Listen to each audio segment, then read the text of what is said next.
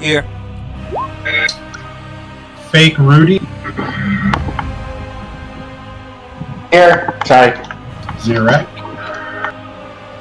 Zirak is here. Elise. Present. Valeria. Here. Lamore. Here for the time being. Rovani. I am here. Okay, Drummond should be about 15 minutes out, according to estimation, but shouldn't be too bad. Jeremy will not be here, so Chris will fill in. Who would like to do the recap of what happened last? I can try. Okay, give it your best shot. Okay, so I don't remember what happened in the previous session. So when I joined in, we were basically traveling through the mountain pass. And as we continued on, we found an area where the rivers were intersecting as they go to the main lake. And we found that there were strange holes in the ground, some larger than others. We had Moonlight go inspect them, but he couldn't tell much about them, so we decided to go by cautiously. As we were going through the valley slowly, a creature burst out of the ground on part of our party member. Stallion, I believe, was one of the ones. So we began to engage this creature, which had a tough hide. While engaging that one, another one burst out, severely injuring some of our party members and throwing them about. It was actually not too tough of a battle, but it did cause some damage, and we ended up dispatching the two creatures and cut off a few of its flesh for hopefully making armor in the future. Then we continued. I want to add that every night we camped in this mountain journey, we heard crying to the east. Never seemed to get closer, just continued to always come with the wind. It was unnerving, but we pushed on. Until one night while camping, the crying seemed like it was ominously closer until a strange... so that at some point, Drummond went out to inspect to see if he could find out what was causing it. He actually decided to fly above the ground for a better view, and he saw something dashing back and forth through the grass, but couldn't get a good view. At one point, Rovanian, sick and tired of the crying, called out, "Why do you cry?" which caused everything to stop. And at that point, a creature stood up out of the grass that revealed itself as a strange amalgamation of different body parts with long claws. And at that point, two little creatures that we are familiar with jumped out of the grass and tried to grab onto Drummond and missed before the long-clawed creature speared him with its extendable arm it seemed to have and yanked him towards it. At that point, battle was engaged. Ravanian stepped forward and cut down grass to try to at least reveal if any of those little creatures came out of the grass, as with the party tried to go help Droman as fast as possible. I believe it was Valeria that set the grass on fire, which at first seemed like a horrible thing, but actually ended up being a great thing because it burned away a lot of the tall grass and allowed us to get closer to the creature, which the party finally dispatched.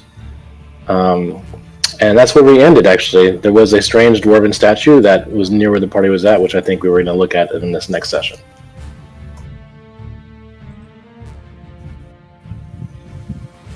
Very well done. Give yourself a point of inspiration. That was really good.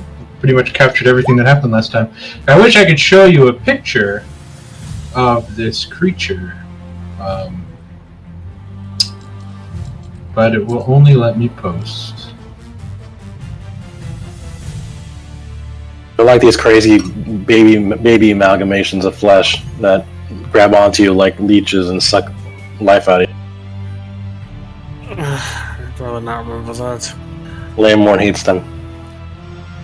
We all hate them. We all Yeah, hate them. exactly. They really like They Lamorn. do like to really, munch on him a lot, so... Just like anything else that's small and tiny, too. They kind of remind me of the Pinkies from Doom, but smaller, and not as massive.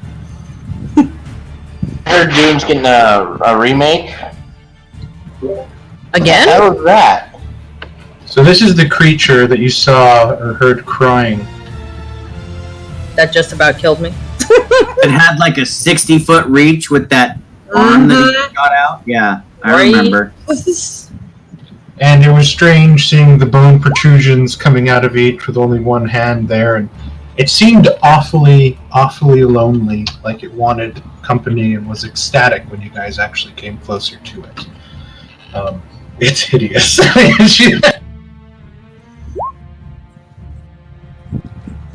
Oh, that looks so familiar. Did it? God damn it! It's from Mordenkainen's. Oh, okay, that's where I recognize it. And the battle's over with the killing blow landing.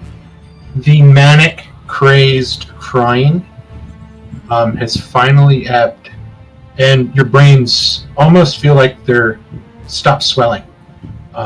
Some unnatural force from the crying as you got closer to this creature, which is causing you so much mental pain, and almost as if it was pushing its sadness into you.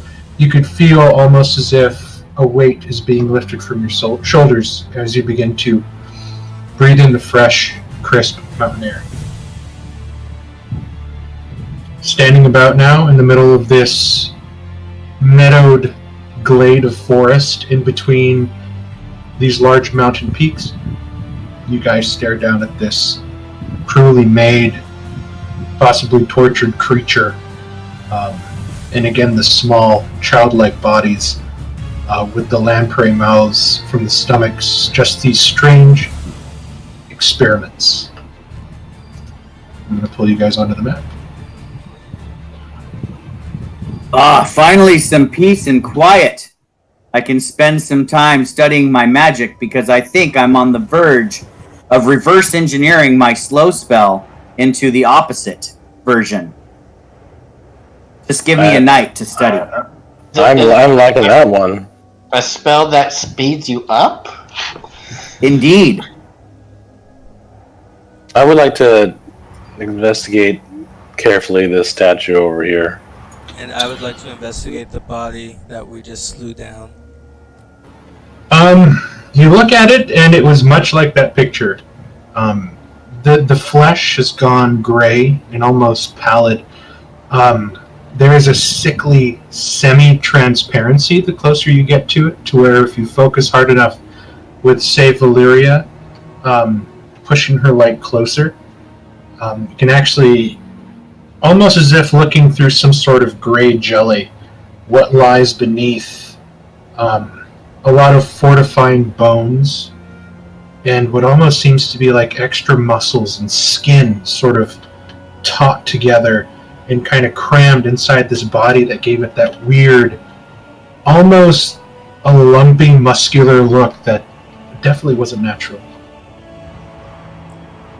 Inspecting the face, I don't notice any familiarities, kind of like with the last one. No, what you do notice is that the eyes are the blackest of black.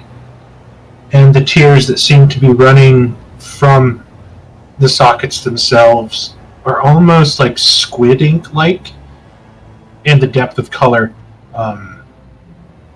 As Valyria sort of comes as close as she dares, trying to stay away from this repulsive thing, it almost seems as if the blackness itself is sort of absorbing the light.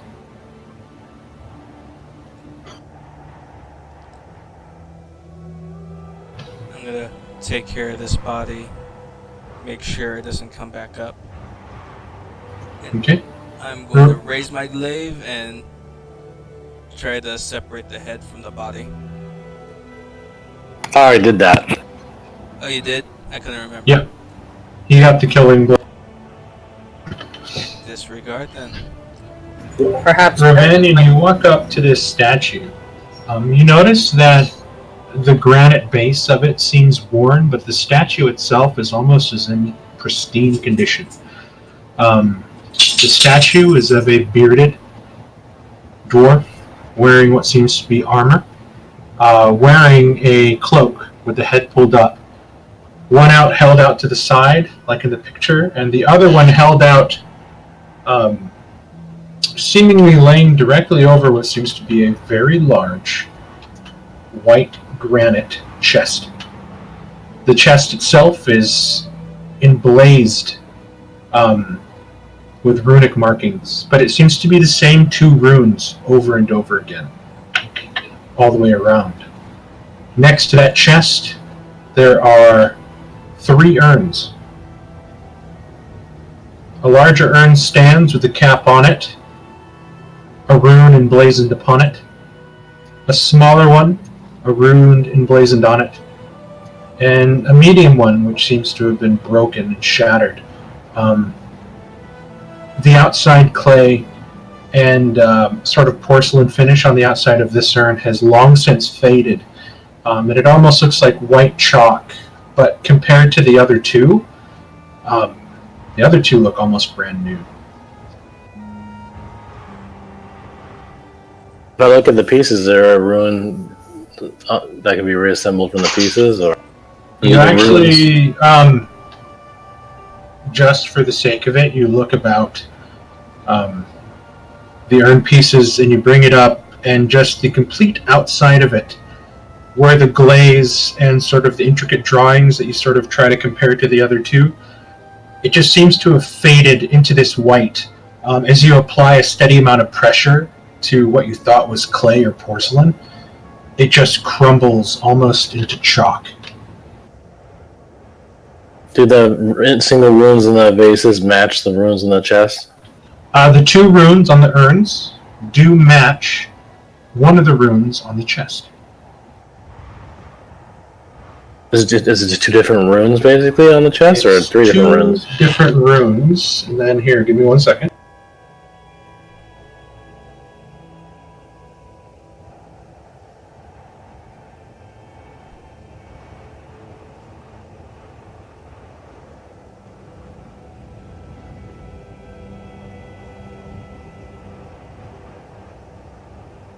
I'm going to draw it on the map here.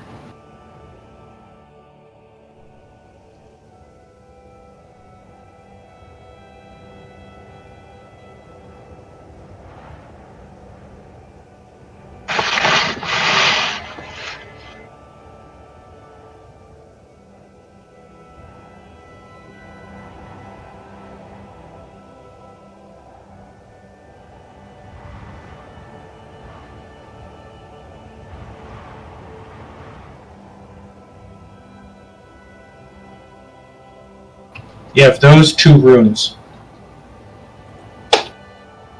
And on the vase, does each vase have only one of them, or each vase has 2? And on the vase, you only see this one.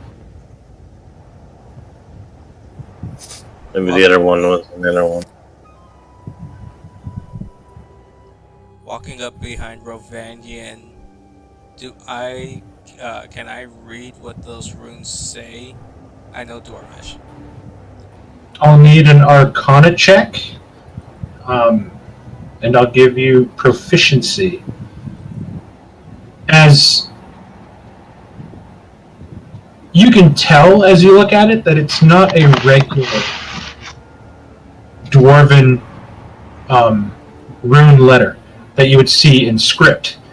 It almost has the bearings of some of the other ones that you've seen before of magical containment.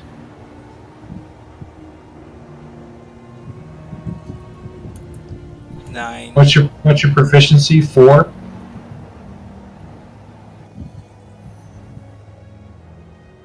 Three. It's 3, so 9 total. Okay. Is it possible to call out to Zarek, see if he might be able to use his arcane knowledge to look into this? It's definitely possible to get Zarek for sure. What you get out? Which rune do you look at in particular?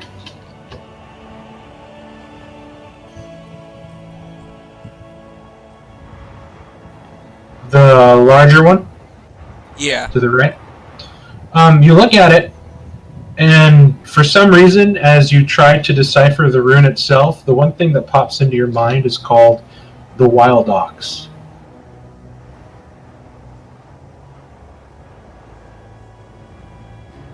The Wild Ox?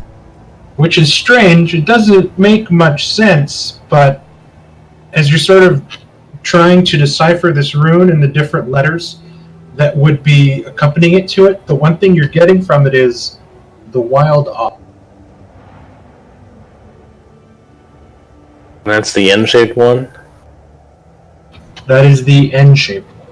Did the hands of the statue look like they should be holding something, or he's pointing down the chest? It's not holding anything, actually.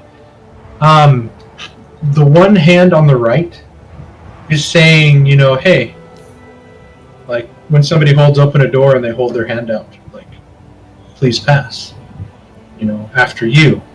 And then the hand holding out in front of it is kind of draped in carved marble to look like a long wizard sleeve. And the hand is, you can see the palm facing you and the fingers are pointing down, almost right on top of this chest. And the chest itself, while it does bear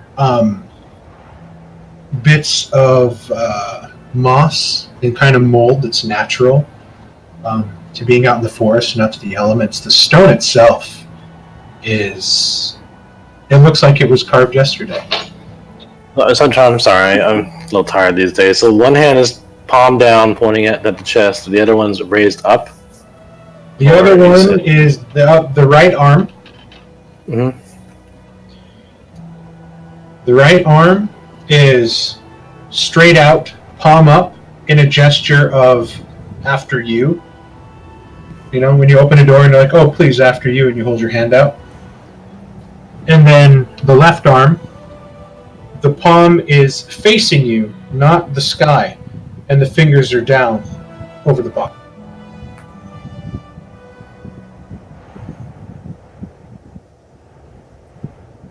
It's almost like it's... I'll be right back. I gotta get the food out of the oven. It's like a new first open the chest.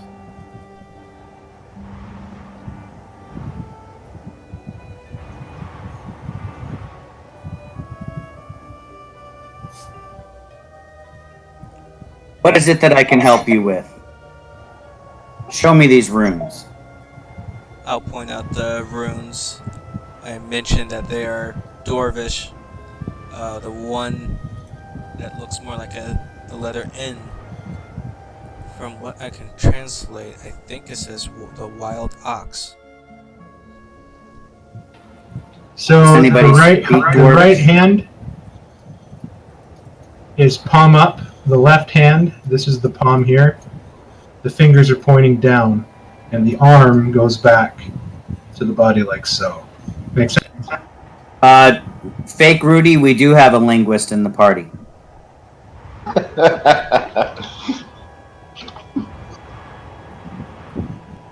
I mean, I can utilize my magic to understand any language, written or spoken.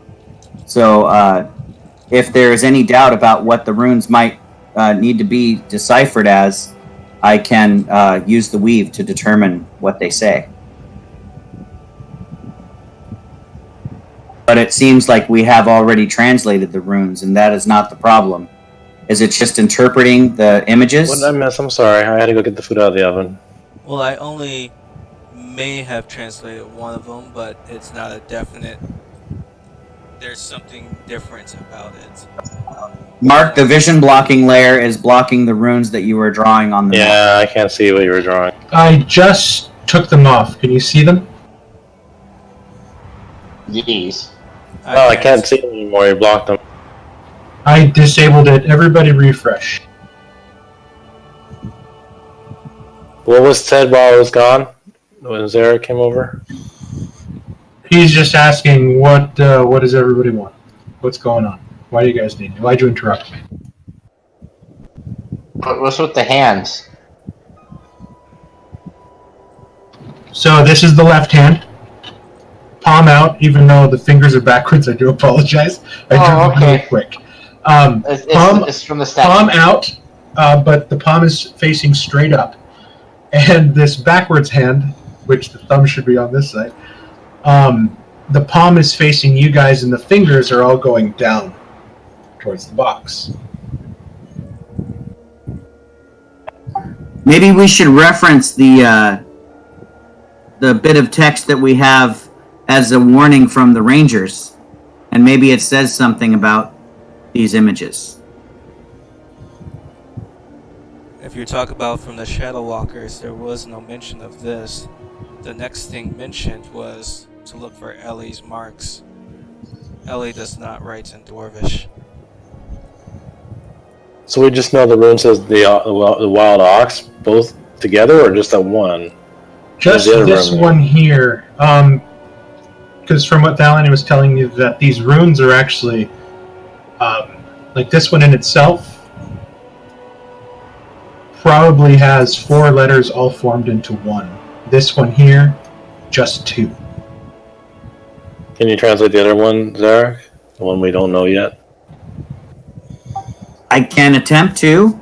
I will start to reach into my belt pouch and pull out some chalk and begin drawing some runes on the stones and ritually cast Comprehend Languages.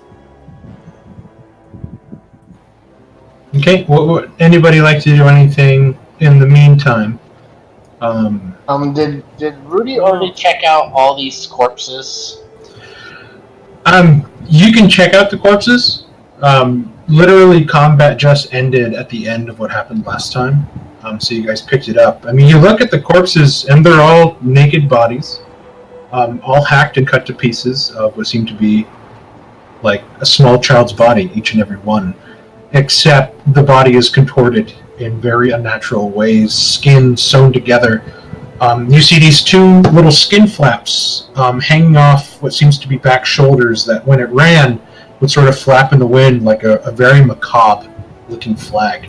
And the closer you get to it, you see that it's actually skin from an arm, and you see dried fingers, but all the bones are missing. The closer you look at the mouth, you notice that this is the stomach area. Each one of the bones, or each one of the teeth, the closer you look at it, they all look like sharpened pieces of bone and not actually teeth. Does the body look like it was stitched together, or was it look like it was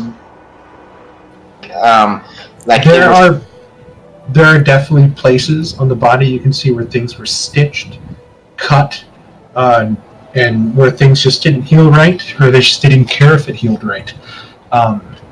It definitely looks like this was done purposely. You check out the other corpse, and you see the same thing. Long additions of bone and extra skin that seem to be folded in along itself. Extra muscles stuffed into places where muscles shouldn't be, giving this creature this really gnarly, lumpy-looking musculature that just doesn't resonate with any sort of animal Rudy's ever seen.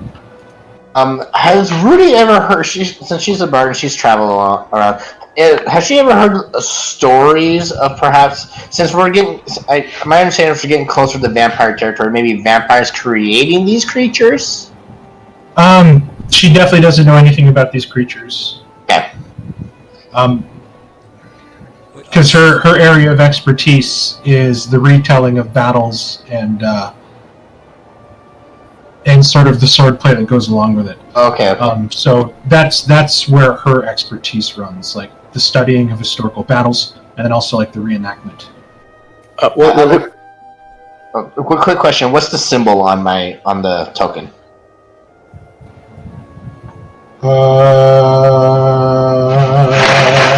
I forget.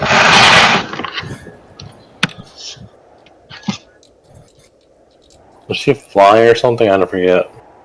I didn't know, so I'm like, is this supposed to mean something? So, While Zarek's preparing his ritual, can I like search around the base and like dust it off and see if there's anything written or anything, on the base, any kind of like marker or anything? On the granite base of the statue? Yeah, like dust around, see if there's anything hidden under all the dirt or anything like that. I'll just say that you go over the base and sort of run your hands along. The stone is obscenely smooth, something that you've seen from just long years of being exposed to the elements. Definitely worn smooth, no sort of etching or carvings on the granite base, but the statue itself easily definable. The features are all there. The face is still intact. Give me perception check. Okay.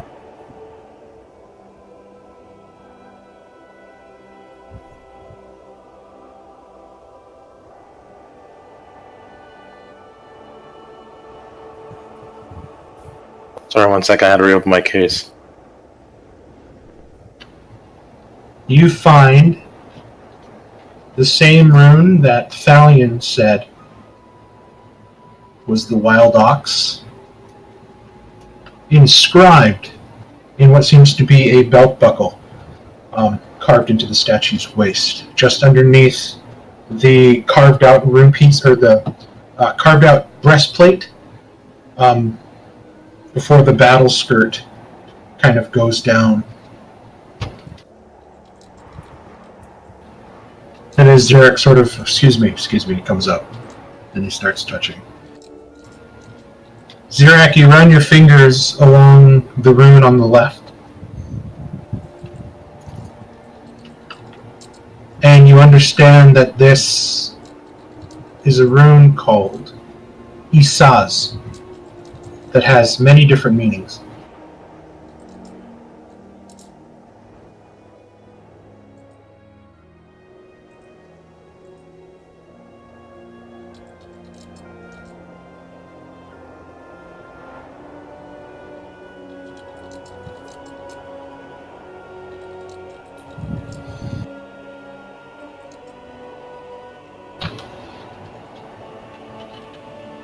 The combination of letters inside the rune, as you run your fingers across it, can mean ice, imprisonment, or paralysis. Wild ox is imprisoned. You run your fingers along the other rune, and you know the true name of this rune is called Uru.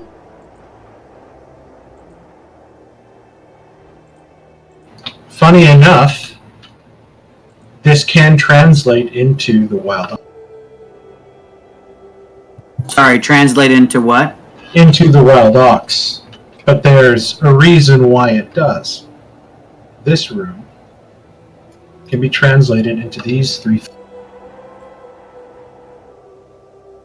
The wild ox, sacrifice of the gods, and strength.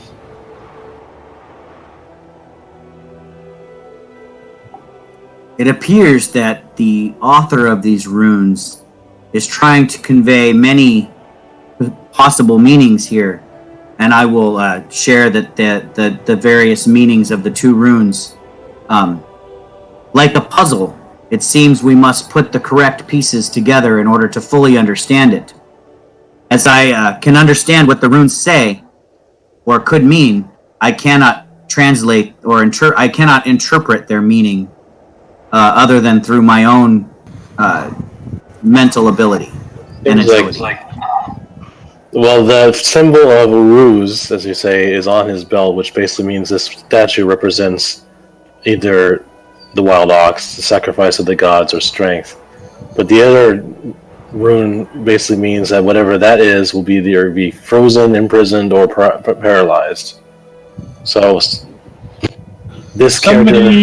Is anybody left at the statue proficient in religion? Not me, unfortunately. I wasn't asked if I recognize the statue, but not proficient. I am not proficient, but I have a very high intelligence check. Wait a minute. Why would it be that? Oh, because of my intelligence. Duh. It's an intelligence. I may walk over and ask Valeria if she can recognize this figure, since it mentioned sacrifice of the gods. It might be a holy figure, or sacrifice to a holy figure, or... Okay, Ravanian's going to walk away back towards the fire where Valeria sort of retreated to for the warmth. Zarak, go ahead and give me a religion check. I am also proficient in history if it has anything to do with that, but I can do a religion check. This is definitely religion, because I don't know if Zarak is a connoisseur of Dwarven history, or if he focused on Dwarven history during this time. So this would definitely be religion. haven't read the Dwarven history, though. I'm kind of curious with a paralyzed. What if this statue is actually someone that was turned into this? That's a good. Zirak, there's something on the tip of your tongue. That's what I was suggesting too. Yeah. Especially the way this statue has been carved to look. It looks like somebody that's traveling. The closer you stand in front of it and look over it, yes, it's wearing armor, but there's accoutrements all over it that suggest a worn traveling cloak. In between the folds that separate the breastplate from the arms that are outstretched, you look inside, and beautifully crafted are a water skin, pouches, what seem to be tools hanging from a belt. Based on Thalian's suggestion that it could be that something was turned into stone rather than crafted, it seems like there is a lot of detail added to the statue that wouldn't necessarily need to be there if it was just carved. Perhaps this was a living being at some time. That's what I was worried about. And magic made it thus. Could be possible that he is sealed here. Valeria, would you say in your time that you have knowledge or spent time studying Dwarven religion?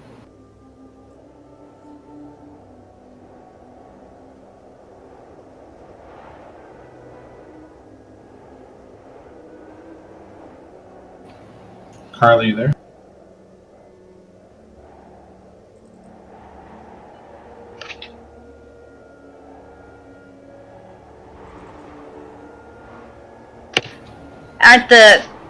Don't we interact with the dwarves quite a bit in Estok anyways?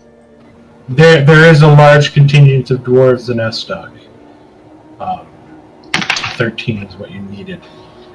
Looking at this, that you've seen this sort of etched and sketched before, that this is a depiction of the Watcher of Wanderers, Martha Marduin. Dwarven god of war and travel.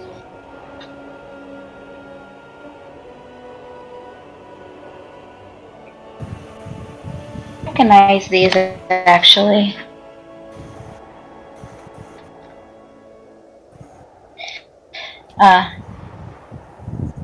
For the dwarves. For the fun of it, I'm gonna put my hand on the chest like he does his hand, and raise my other hand like he has, mirroring him basically. You mirror him perfectly. Just saying. This is an Are offering. you trying to pose for us, Ravon? No, I'm just basically returning his gesture. You free to. Should we just see if the chest will open? Or should Are we you have Droman take intending to steal the donations? Are we certain that is a donation? I don't think it would hurt to have Droman take a look. It's not stealing if we need it more. The gods not smite you. Droman plenty of space to work. It's also not considered stealing if I don't take it. I'm just looking. It belongs in a museum.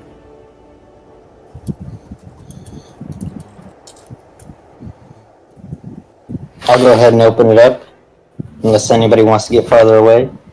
Wait. I'm fine over here, Get over there. It's Okay, built there, almost there. like it's built kind of in the way a sarcophagus is built. There's the lower table, and the lid is just slightly wider to give you a lip. You put your fingers underneath, and you try to lift the lid. I need a Constitution saving throw. You guys watch as Droman lifts and then he yelps in pain. And then you watch as he tries to pull his fingers away from the lid. Droman, you're trying with all your might. Your fingers are stuck. No. And you feel cold begin to almost burn like frostbite all through your fingers. No. And you feel your fingers stiffen, and the cold is slowly seeping its way up your body.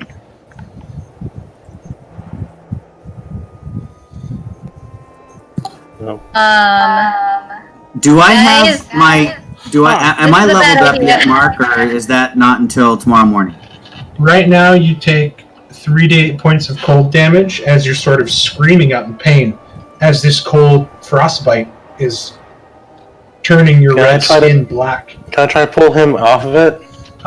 What did you say, Ken? Mark, I just asked if I was level 6 now, or I have to wait till morning. You have to wait till morning, my friend, because the battle Okay. just ended. That's fair. I just wanted to double check. Can I try, without grabbing the lid, can I try to pull his hands off of it? Okay, give me a strength check.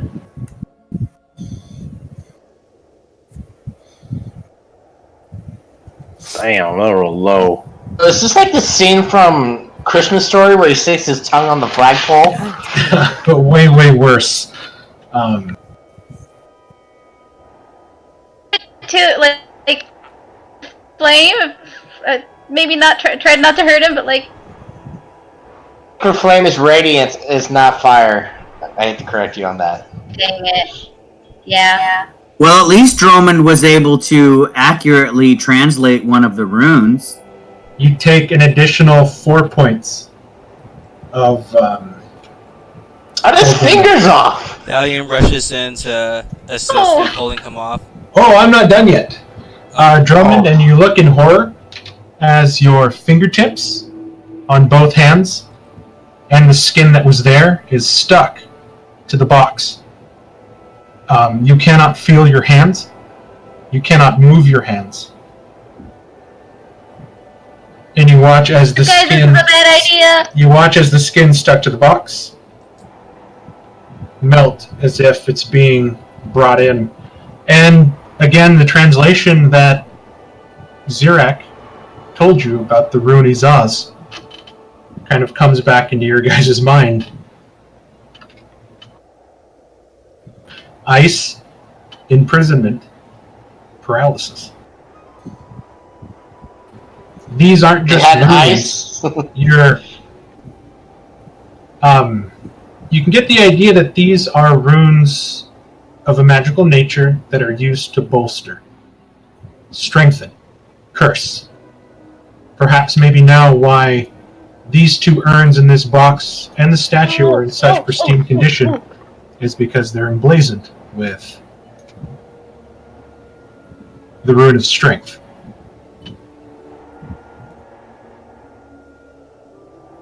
Dick.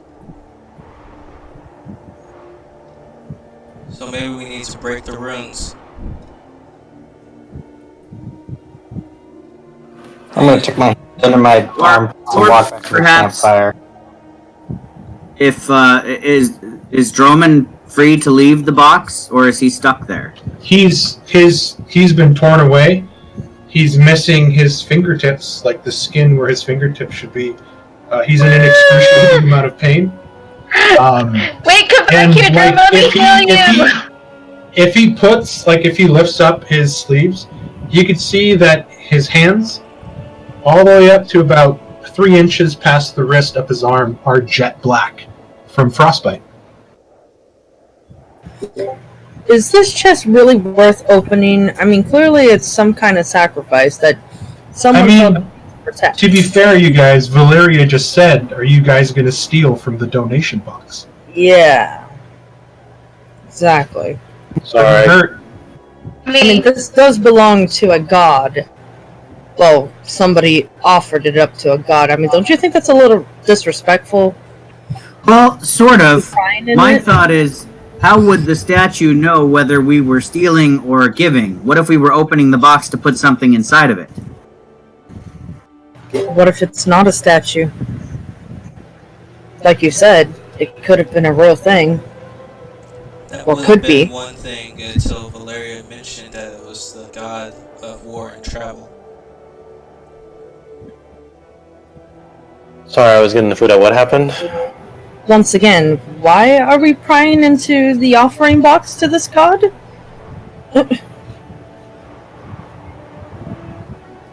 I do not think that it was our intention to steal from a donation box. I think it was our intention just to see if that's indeed what it was. We weren't sure. Our curiosity caused Droman pain. Yeah. Very bad. Is Drummond okay? I get the lasagna out of the oven. Did he even open yeah, the it's box? frostbite. He currently has very blackened hands and no skin on the tips of his fingers on either hand. Oh, you better thief, I guess. No fingerprints. You can He's imagine. still alive, but he's in a lot of pain. So, Zirak, especially you could probably imagine that there is some sort of magic warding this vessel. But how are people offering to it, if it is indeed an offering box? Correct. That is the question I was purporting to the group, that if we were to provide an offering to this statue, how would we do so? Can I try pressing that rune that's on his belt? You put your fingers against the rune on the belt, and it's solid stone with that rune engraved on the buckle. I hear the commotion. And after digging, I would come to check out, see what's going on. Maybe it has something to do with his hands. So I can't I can't push it or do anything to it. It's just there. Rudy, you're good at reading body language and intent. Go ahead and give me an insight check.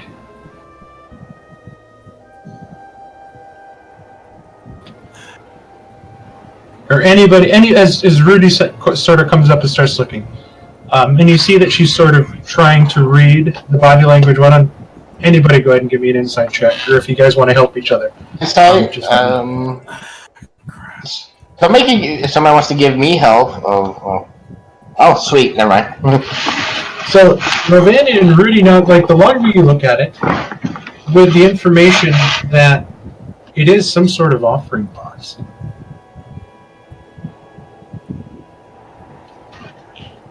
In a way, the body language reads, give if you will, or pass freely.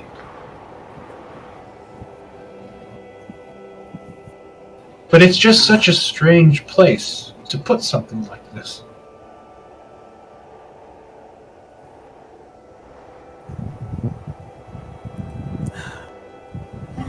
This sucks because I want to examine try to figure out any other kind of magic on there, but I can't get to my character sheet.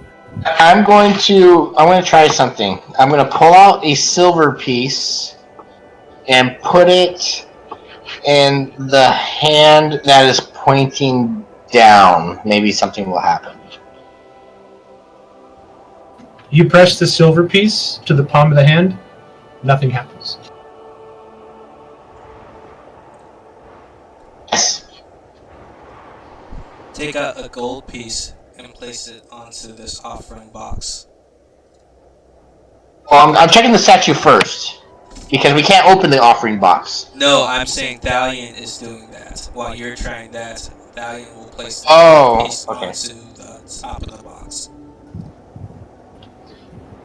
Thalion, you place a gold coin on top of the offering box, and you watch, just like the fingertip skin from Drummond's fingers, the coin sinks in. You stand up and sort of look about and nod your head like, hey, I guess that's how you do it. And you feel a rush of energy almost revitalize you, wiping away all your pains, as if you've sat down and taken a quick rest. Man, come place a coin in the box. You automatically gain a short rest. Just like that, without even needing to take one. You also gain, go ahead and roll 2d8.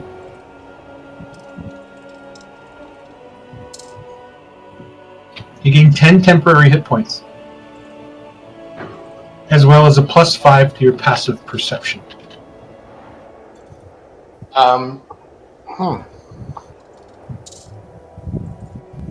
Anything? So, you guys probably see Thalion stand up straight as some of a few scratches on him since he didn't really get roughed up, kind of vanish. Well, I'll put it. Place a coin onto the box. You guys know the scene from Crank where he injects himself and he watches his pupils like fully dilate in that rush of energy. Oh, Like you guys are watching Thalion place the coin, stand up, and as if he just swallowed an entire handful of caffeine pills that just sort of shocked his system at one time. I'll put a gold coin on it. Place a coin. Any coin or gold coin? No, I'm just gonna do a gold coin. Gold coin, go ahead and roll 2d8. Gold. Alright. Someone bring Droman back, maybe it'll heal him by placing a coin. Oh, figures So, out. Ravanian, you feel energized, but Wait you for gain it. 5 temporary hit points. You also gain the +5 to passive perception and the benefits of a short rest, which means if you want to roll hit dice, Yeah, I'm gonna you do can. that. Yeah. I will place my silver coin. See if something, maybe, see what that does.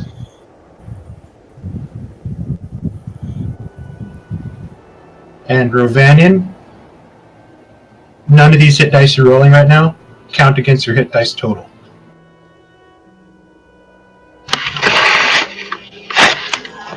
I'll do all of them. Yes, Zirak, you put a gold coin. I did. You gain 9 temp hit points. You gain the +5 passive perception and the benefits of a short rest. Excellent. What did Replace Rudy a do? silver coin. A You silver. place a silver coin, and you get +5 to your passive perception. I just wanted to see maybe if something. Everybody's placing gold. What if I just want to see if maybe something would be different. Yeah, I guess platinum might be really good. I don't think Place anyone has a platinum. 90 gold coins on the chest. No, I'm joking. That's all Rudy's gold. Don't you be spending Rudy's gold. Did somebody, I'm not. did somebody say they're placing a platinum piece? For those of you who are interested, if you click the little gear on your character sheet, there is a passive perception modifier you can add as a edit to your character sheet that will automatically edit your passive perception for you if you add a +5 to it.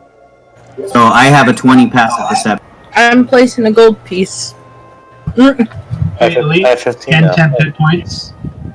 You gain the benefits of a short rest. Any hit dice you roll will not count against your hit dice total. Droman, as You still have all your hit dice back. As you walk up, Droman, I would actually hand you one of my own platinum pieces since we were suggesting you check the box to put down on there. Okay, I'm gonna take it and I'm gonna drop it because I can't feel anything. You sort of fumble the platinum piece out of your hand, and you feel you watch as the coin hits the top and bounces off. Oh, because he's trying to steal from me. He doesn't want anybody saying. He doesn't want somebody from. Okay, I see what he did.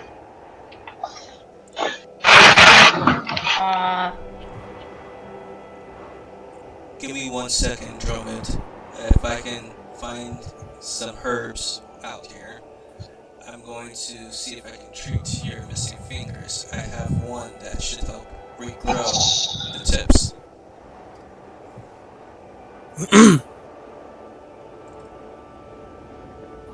Leomar, what do you do? Right now I'm actually trying to get onto my character sheet. I can't do anything. Well, with that, Mr. Saul, I'm gonna go back to the fire. Is Rudy very well, religious? yeah, How do I'm they having some. treat I don't think he's played Rudy to be very. Try something, but if it would be out of his character, then I won't do it. Yeah, I'm having some issues trying to get to my sheet, but watching everybody, I'll take out a gold coin and I'll place it down on the chest. But I want to try to examine what type of magic is going through it as it's taking it. Just a gold coin. Huh? Okay. Do you have detect magic prepared or cast? Ah, crap! I don't even think I have it. Okay, so as you place the coin, you just sort of watch in amazement as it almost seems to phase through, but slowly, as if the stone has suddenly turned liquid, and it is engulfing it. Interesting reaction. I am more worried. I am more concerned about why this is out here in the middle of nowhere to begin with, among all this.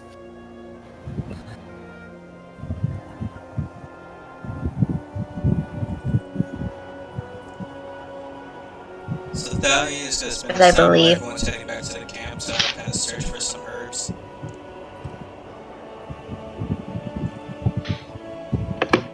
Okay, give me a survival.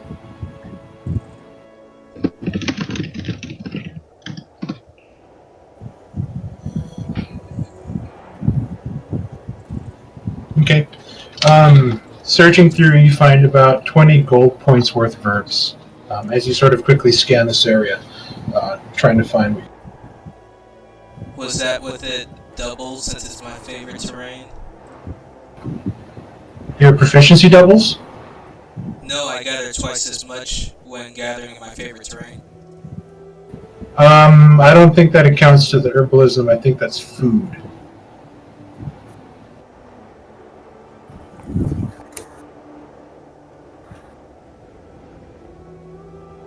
So I think favorite terrain specifically says food and water, right?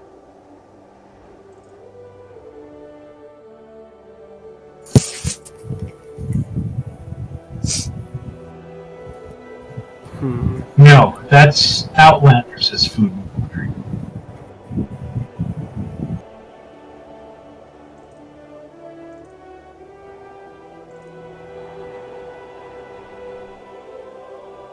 Oh, when you forage, you find twice as much food as you normally would. And while tracking creatures, you know their exact number. So I'll say, since it says food, I'll say no. Okie doke.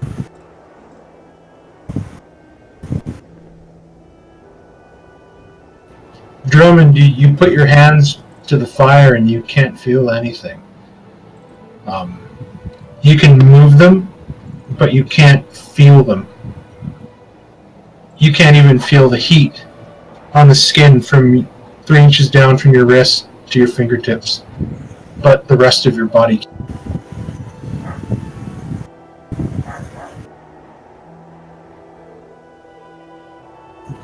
And Rudy, as you look, I mean, clearly one of these urns or vases were broken.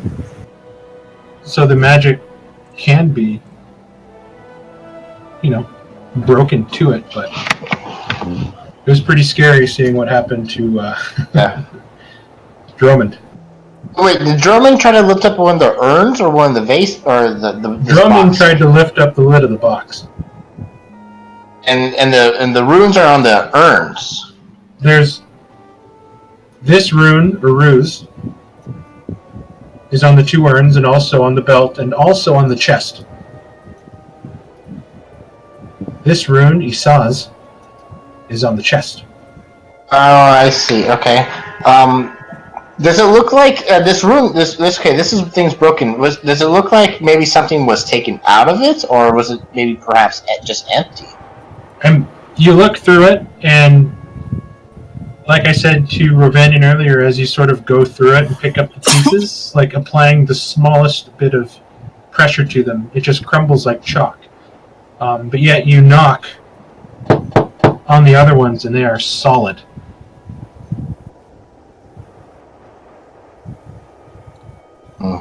So I'm going to craft the Dandadragon root salve for Droman so it can bring back the tips of his fingers. You're going to try to regrow frostbitten skin? Okay, so go ahead and make your salve minus the money. Take that off your total. And you apply the salve and nothing appears to be happening.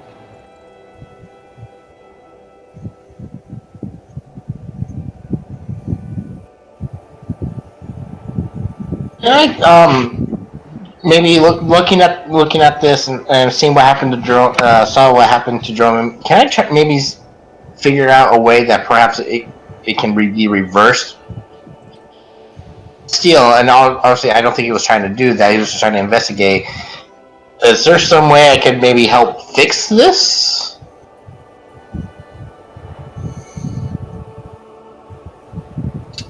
Trying to see what Rudy.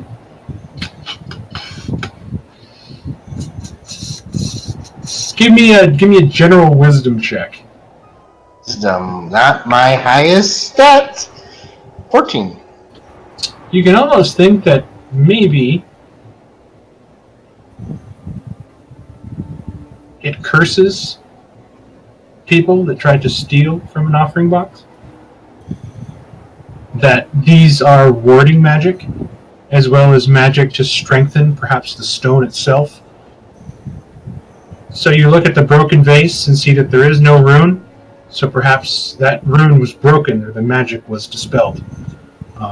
You look at the other two vases, they still look strong, firm, almost brand new with that Uruz rune, which means strength, carved into the clay.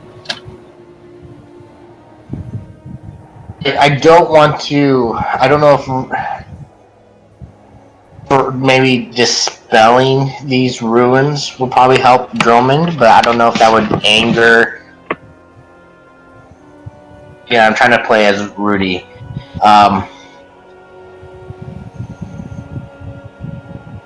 He gave us a great boon, and it's our fault for making Drum open the chest. I'm actually working on that very thing tonight, Rudy, but I am afraid that my magic will not be perfected until the morning. Can I try looking for? It's going to take me some time of study. Before we return to sleep, can I try looking for a licorice root for Zarek since you requested it? Sure. Oh, I can add it. I'll message you.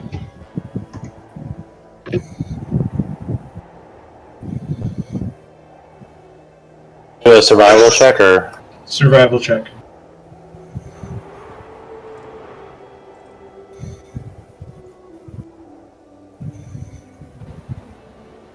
I'll say that you find a single licorice root after about an hour and a half of searching.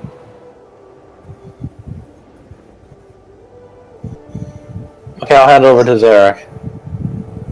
I thank Rovanian for his dedicated search, and begin to use my knife to just make some licorice root shavings out of the one root that we found, and bottle that up in my component pouch.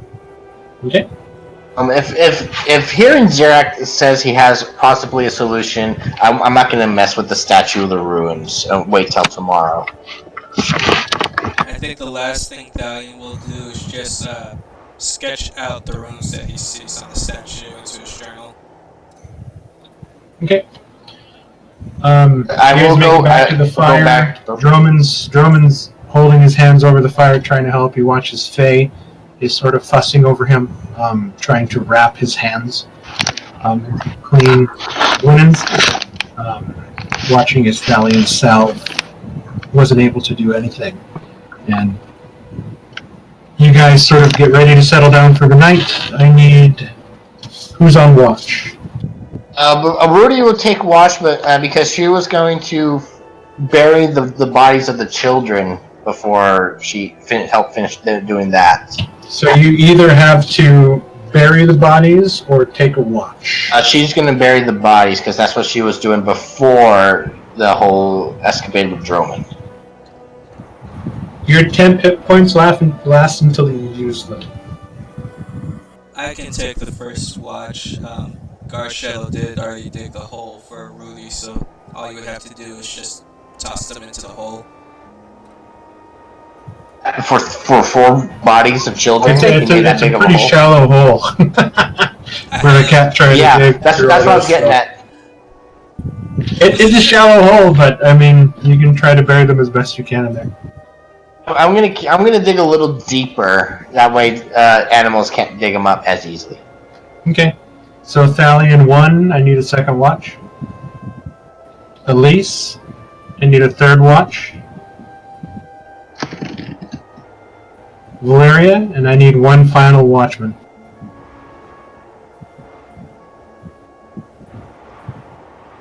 Mark, FYI, Zarak will be awake during the first watch, but not actively watching because I'm working on magic. Gotcha. Are you going to do a moonlight watch for the 4th? Sure, I'll have Moonlight sit up on a tree and watch the camp during the 4th watch. Okay. Droman gets into his tent, falls asleep. Zarak walks into his tent, sort of by magical light, begins to study and make notes and kind of go over his magic for the day. I need everybody on watch to give me perception checks. Oh, wait, I'm sorry, I was gone getting dinner. Who's on watch? Do you need me Oh, to be no on problem. watch? Thalion 1, Elise 2, Valeria 3, and then Moonlight is going to take the 4th watch. I'll help with 1. Who did you want to help? Which one's Valeria? She's. 3rd watch. I'll help 3rd. Okay. Either you or Valeria, you guys can choose who rolls with advantage. Unless There you both. go. Okay. Roll again, Valeria. So toggle advantage and then roll. Don't forget your +5s if you got them. Has to Yeah, passive so. perception. Oh, you're correct. So actually subtract the 5 out of that percentage. 21 still really. I didn't put a coin in the thing at all. I didn't participate in It's that. okay. It's only +5 to your passive perception. Yeah, So yeah. things you The would character notice sheet that edit peripheral only and affects your reflex. passive. It doesn't affect roll. And go ahead and give me a moonlight roll, Ken, with advantage. For his keen senses.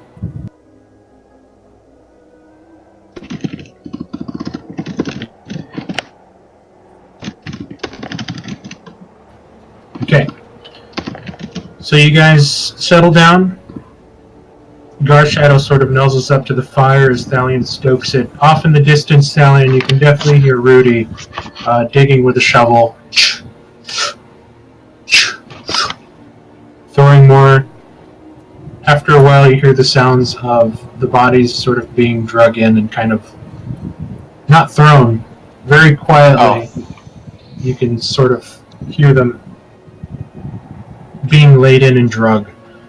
She's trying to be as gentle as she can. As you're listening to this, something pops into your ear.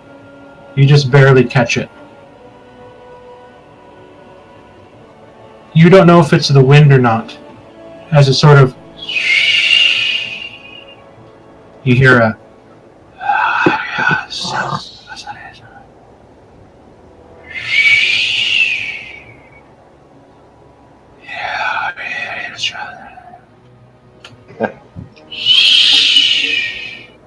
It seems to be intermittent whispering. At least you think it's whispering. Being carried on the wind. Just to be sure, I want to concentrate taking one of my latent spell slots to use my primeval awareness and see if I sense any undead nearby. You primeval awareness. You sense no undead within the mile. Is it a mile? I think it's just a mile. I think it's a mile. Yeah. You can't sense any undead presence within a mile. No fiends either now, since that's included. No fiends.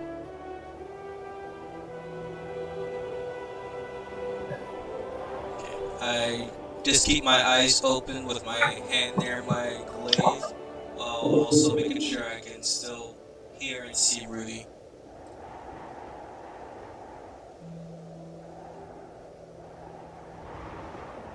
And it's just hard. You're concentrating and you're trying to concentrate, and you think you can pick up what seems to be whispering, but then you hear a shh, shh, just the sound of Rudy shoveling, battling the wind that constantly blows through the mountains.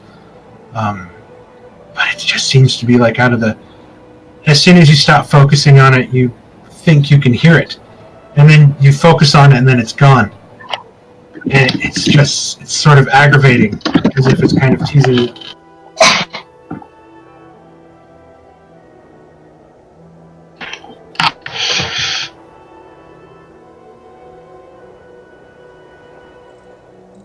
And I couldn't pick up which direction it was coming from, just that it was kind of on the riding along the wind. You know that the wind is blowing from the east. Almost down from the tall caps of the snow-covered mountains, which you can imagine is what gives it the sort of crisp, chill air. As night falls here, it gets really cold. It's in the low 30s. You guys wake up to frost on the ground. Your bodies ache from the cold until you get moving and stand next to the fire. It gets really cold up here in these high elevations.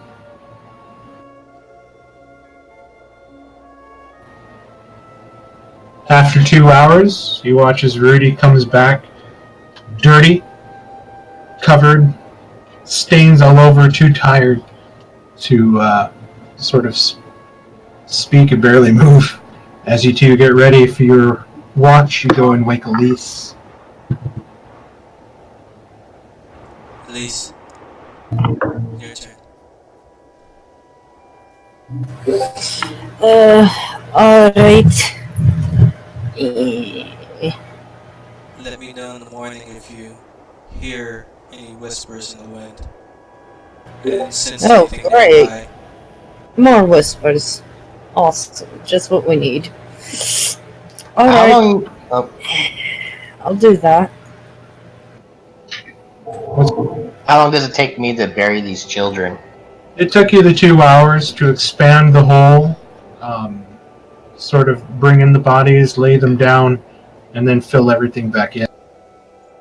Okay. That was your light activity for your rest.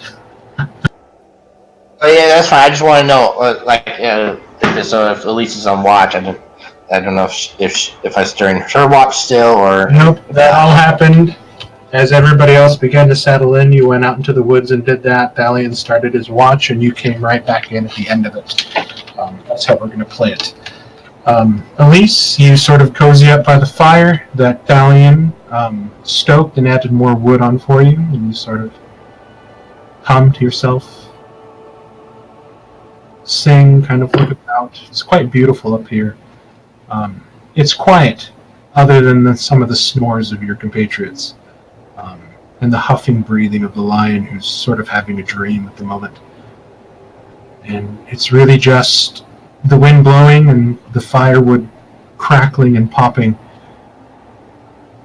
You sort of stare into the flames, and it sort of hypnotizes you the way it does as you watch the colors sort of shift from red to yellow to dark orange as the light, almost like brilliant neon, just kind of goes through from wood to wood before something catches your ear. And you sort of turn your head and look about, and you just hear the blowing of the wind. And you sort of concentrate and you can't hear it. You keep sitting and you look back into the fire, and time passes again, and then it hits you. And you look about again, and this time you sort of stand up. Can't see anything.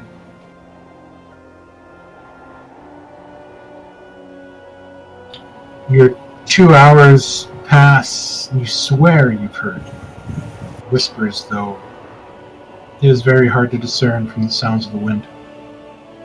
And now you go and wake Valyria, and as you nudge Valyria awake, you watch as Rovanian sort of stirs in his sleep, and he kind of sits up and looks at you guys.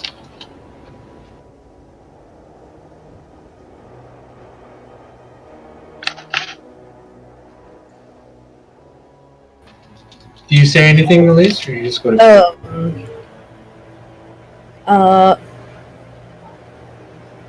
Interesting. The wind is whispering again. I really hope it's not one of those, things that we heard crying all night for a few nights. Well, it's whispering is a little different. Yeah, apparently Thalion said he also heard whispering in the wind, so he said to just be on guard. Keep your eyes and ears open. Right.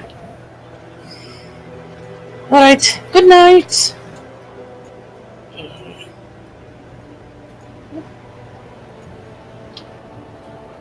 So you two have a moment alone. Everybody else is sleeping.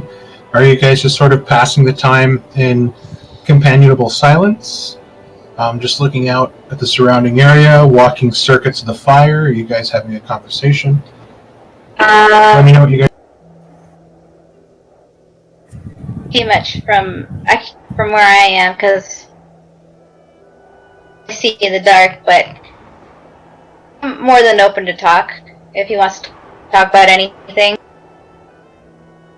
Well, I am curious. What brought you to your faith? Mine sort of was brought on to me. Happened to me as a child. I had an extreme depression where I didn't want anybody in my life. I didn't want, and I couldn't trust anybody. Everyone was out to get me. That's how I saw things. And when I was younger, people that, let me see if I can see in my notes. Here it is. Sister Clarice, an abbess that worked nearby, she came to visit me, and she cheered me up. She told me stories of the lady, and that seemed to help improve my... So I decided that if she's able to do this to me, I could, to others, bring some sort of comfort. I decided I should go on this journey around my age and try to aid those in need, and maybe perhaps pass along the...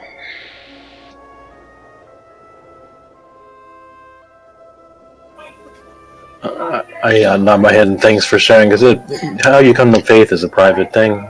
Thank you for sharing. I will tell you something that I prefer you not share with everyone else, though. I haven't Go on, sorry. No, it's fine. What were you going to say? I don't know, I guess I finally felt like it was better for me to stop being inside my shell and try to open up to everybody, since everybody's long and they've helped me through all my other hard times. So I decided maybe it was for the best to come clean.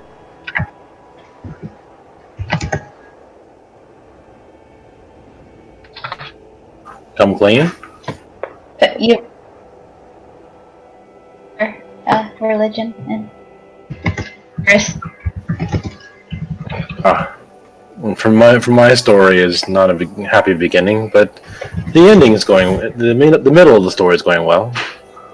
My mother fell in love with a elvish warrior. They spent one great night together, and then when she awoke, he was gone. But he left her with me. Unfortunately, my birth, when I was born, my mother did not survive childbirth, and her family blamed me and my father for her death, and treated me basically like a slave for most of my childhood. When I eventually grew tired of being treated like their slave, I basically ran and looking for my father. And when I found him, he also rejected me. I will just say I didn't take it very well. And in my lowest point in my life when I thought that I would just run into the woods and sacrifice myself to whatever beast would have me. That's when I was approached by Euceris, and he offered me a better path. And that is the path I now walk, and I'm grateful for it.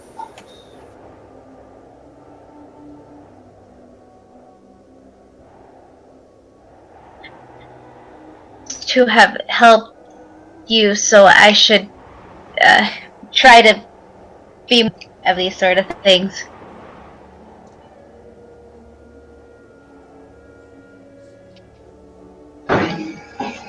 While we're talking, sorry, go ahead. Kind of tortured for a good while, and he basically almost drove one of our friends to insanity.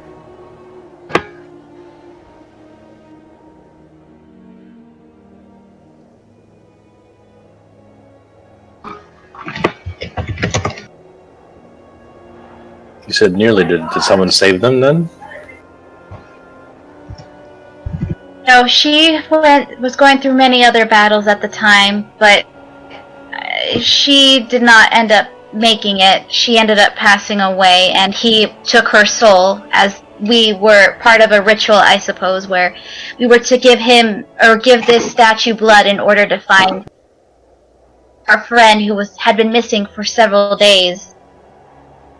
Her was to do this ritual, and so her soul was taken by Euceris. Oh.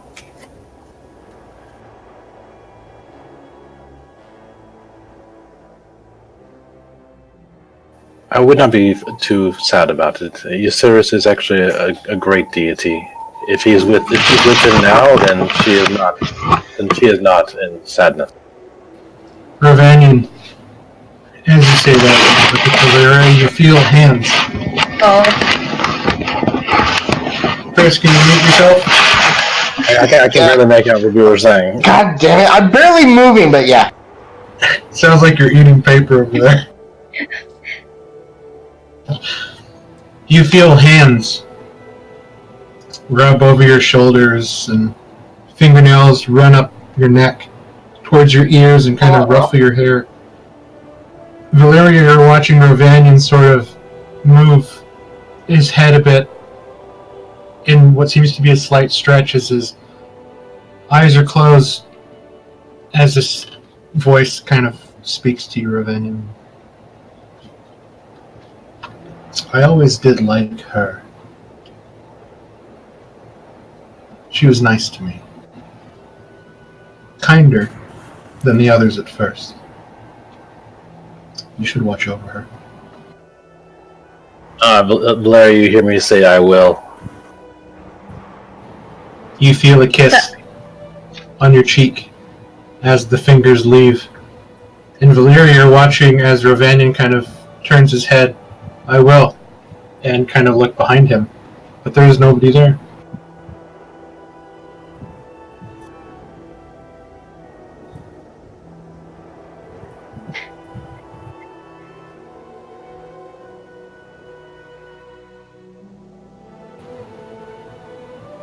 As you focus on Ravanian in your ears, you can hear, and it sends goosebumps shooting up your arms, up your back, up your neck. You can feel your hackles rise. This whispering is awfully familiar. Did I hear it too at that point, after the I will part? You look back, and then you see Valeria look, and then you look in that direction, and then you can catch it before the wind again overtakes it. Valeria looks visibly shaken, I think. Do you recognize the sound? Sounds like maybe it might be the voice in my head, or that has been in my head, who has been tormenting me. Well, now it's no longer inside your head if I can hear it. No, so my fault. Oh, this may be good. If it's now in a physical form, we can kill it. Well, you don't understand. In my vision, I saw this thing make a city. It was on top of a pile of corpses, and if it's here, then I don't think that's a good thing. If it comes for us, then we will slay it together.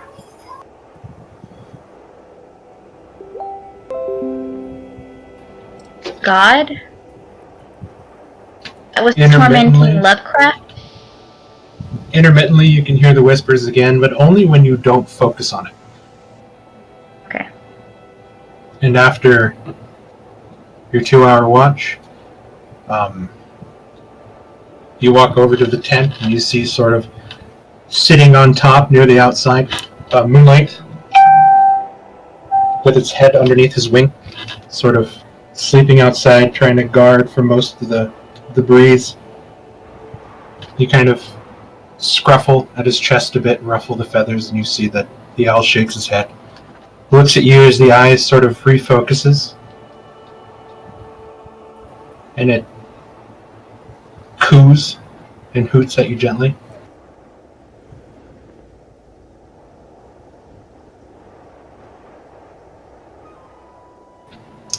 But immediately, Valeria, you watch as the owl, the head, starts shooting.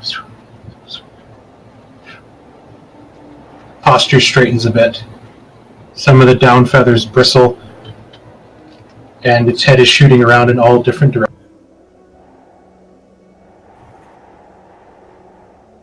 Seems like it's not happy.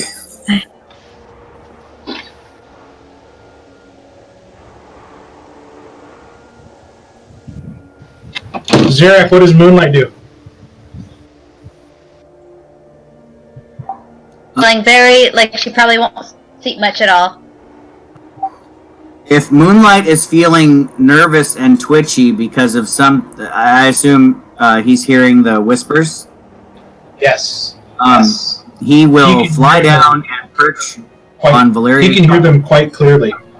And to Moonlight, there is no break in the thing. So if Valeria is by the fire, Moonlight will fly down and land on Valeria's shoulder and just like nuzzle up against her neck and hope that she protects him. Valeria the bird, just knowing the signs of terror and fright, this bird is terrified.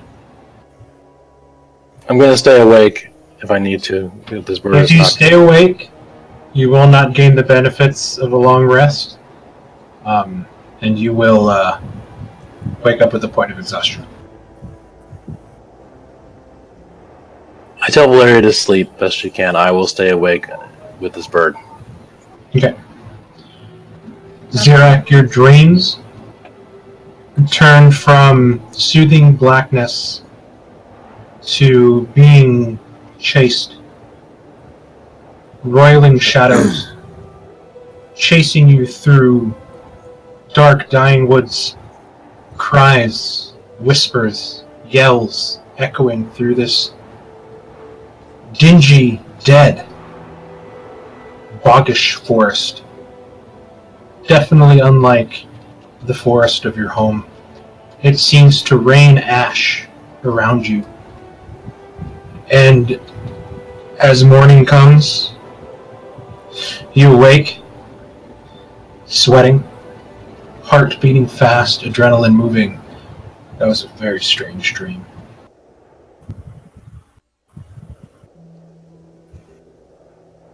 Xerac is suffering from some PTSD at the moment. You don't know. You haven't had a dream like that since that time, and it's been almost 2 months since you saw Mara. And you just can't think of a reason why something like that would pop up. And maybe it was because of the fire, maybe Ursdale as well. But you were running through the woods. There wasn't a burning or burnt down village around you. It was strange. Mixed in with what seemed to be moaning crying was incessant whispering, followed by yells of anguish and rage. as this black wall seemed to be swallowing everything behind you in your sort of desperate flight to escape.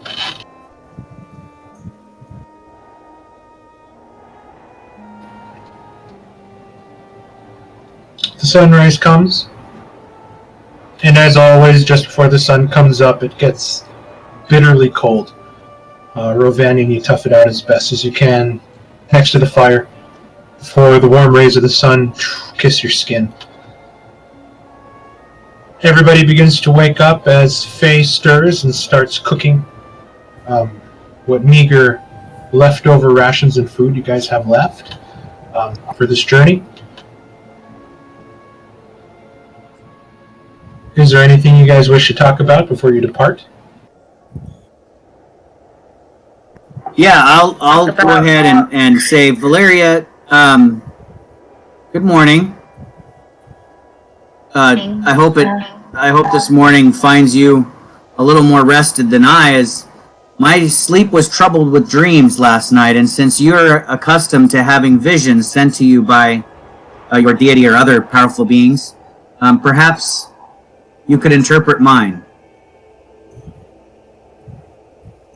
I felt an immense amount of fear as I ran through a forest, and shadows were following me and whispers chasing after me. It seemed as if some dark entity was coming out from every direction to try and catch me, and I only barely stayed ahead as I rushed through the woods, fearing for my life. I woke up with my heart rate accelerated and in a bit of a sweat.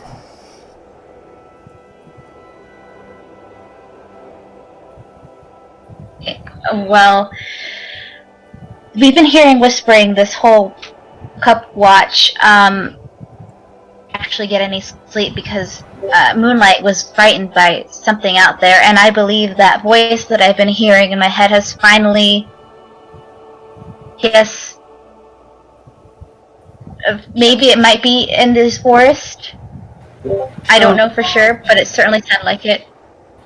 So it was a monster we were hearing last night. Zirak sort of vulture hops towards you on the ground, not flying, just sort of hops very fast and kind of runs, and just sort of buries and tucks himself as far into the crook of your arm, underneath the sort of folds of your robes, as if trying to hide.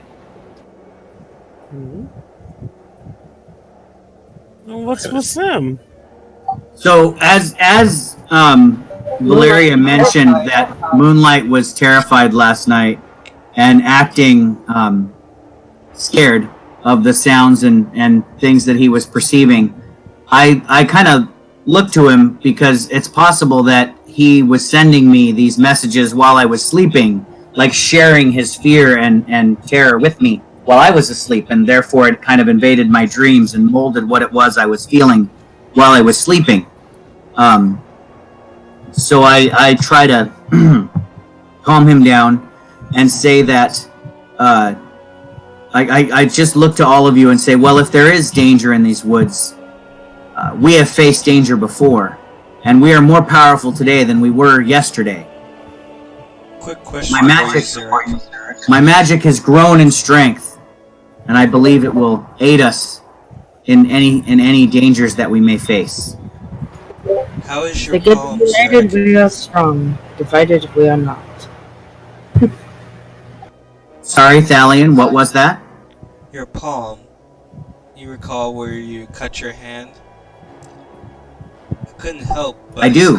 Your dream sounded way too familiar. Rovanian, could it have possibly been Eucerius just trying to speak to him, since Zirak did give his blood? No, the whispers were not Eucerius. Eucerius visited me last night, but not in that fashion. Not as the whispers. I don't believe the whispers are fully connected, but the dream sounded way too familiar. Just a thought. Valeria, did the whispers that you heard, or the sense of fear and dread that you felt, remind you of the being that escaped from the good professor's body when he died his last death? The voice had been silent so long in my head I almost forgot it, and since we've been here, I guess it's finally made an appearance. Perhaps the more that you think creature about is it, looking- Valeria, whenever the voice spoke to you, it was in a very clear, velvety, sort of baritone voice. It was deep. It was rich. It was at some times alluring as it spoke to you before you shook the thought out of your head. It definitely wasn't whispers. I'll lean in a little, looking at Valeria. Just, are you sure it wasn't that voice, right? Where else have we heard whispers? Was it when the other thing was following us? The thing that almost killed me? And that's when it hits you, Valeria. A stark shot of memory as you were looking out over a deserted village from behind a window. As a tall, lanky creature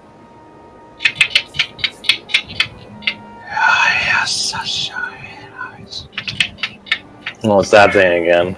walked past. Oh no. The same Man. sound, the same voice. Except now you think it's here? Or is it the wind playing tricks, but more than one person has heard it?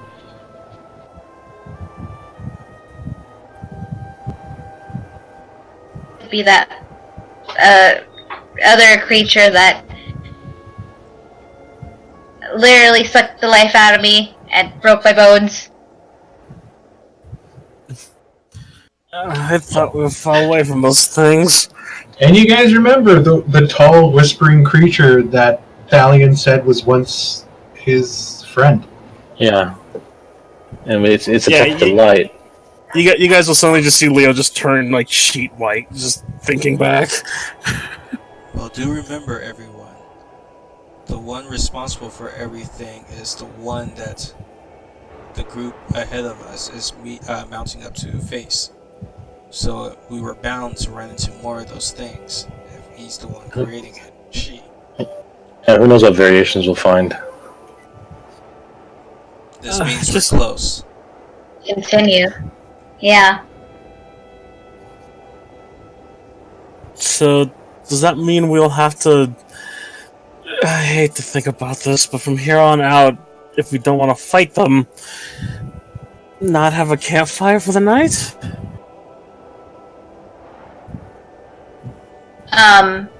Hurts it. The fire, it... Light Oh. attracts it. I mean, yes, it would be drawn to it. Light also helps weaken it. Yeah, it does. As we've seen. This means we need to be smarter about things and prep anything that we each may have to assist each other. Thalion, just remember as you were looking over the larger body and saw the black eyes and the tears running down the face, how it almost seemed to absorb and devour the light. It could be yeah. Oh, no, this to where time. you remember Yeah, that the very, very first when you fought, the fire was snuffed almost in an instant the closer it got. yeah, we put the fire out, maybe the little creatures be able to come and attack us. But this last one got hurt by the fire. There was an innate, too much light, I think, to go around for this one. You just fought with the forest fire and then the magic globules. Did you see my whisper, Mark? I did. And I'll say you do that right before everybody starts packing up to leave, since I think you have about the least amount of equipment compared to everybody else. Yeah, I wear my equipment. You go and you place the money on top. It does sink, but no extra boon is granted to you. Okay. Dromund, how are your hands currently?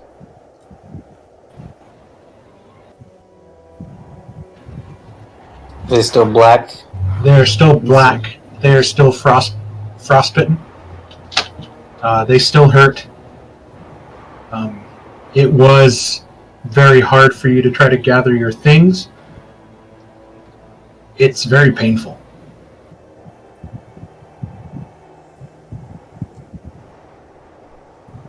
I apologize, Joe. So that myself should work, but there must be something stronger at work here. Until we can figure out what that is, myself will not be able to repair your hands. Until my hands get repaired, I may not be as useful as before. Somebody else will have to unlock doors and check chests. Eric, didn't you say you would have a solution possibly this morning for him? My solution was for the runes themselves, not for Droman's hand. Oh, okay. I could try to spell magic. I don't know if it'll work, but Perhaps he's cursed by this god. Valeria, That's what I'm thinking. It's a curse. I mean, what else would you call it when you anger a god? What happens to that person? That's let me see smiting. if I can do. Let me see if I can do something about curses.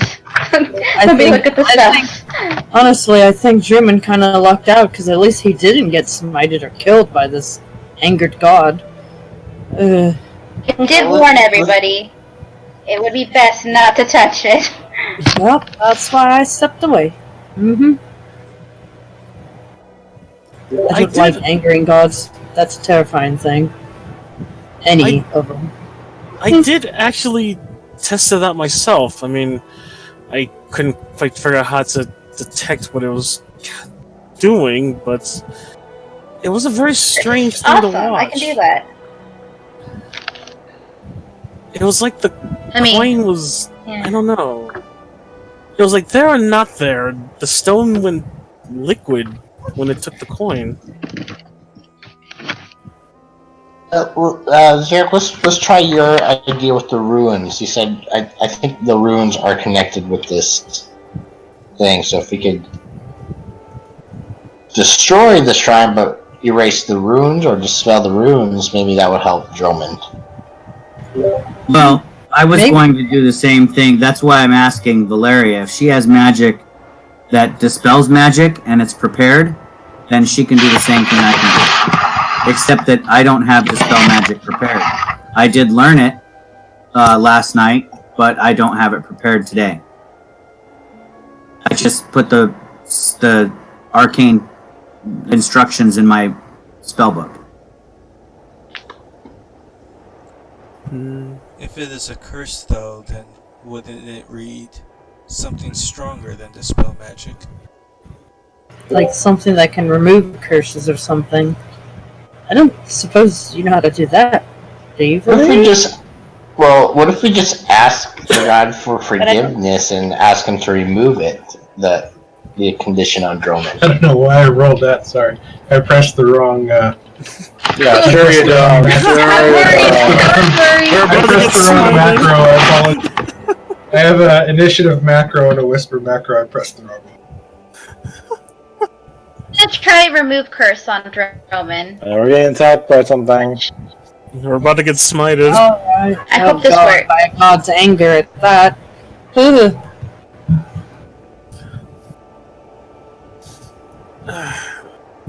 I wish I could craft something to help with that type of element. Drummond comes over with his hands shaking in his linens, and you put them in yours. And you begin to move your hands over his skin, touching the affected areas, saying the prayer that you know.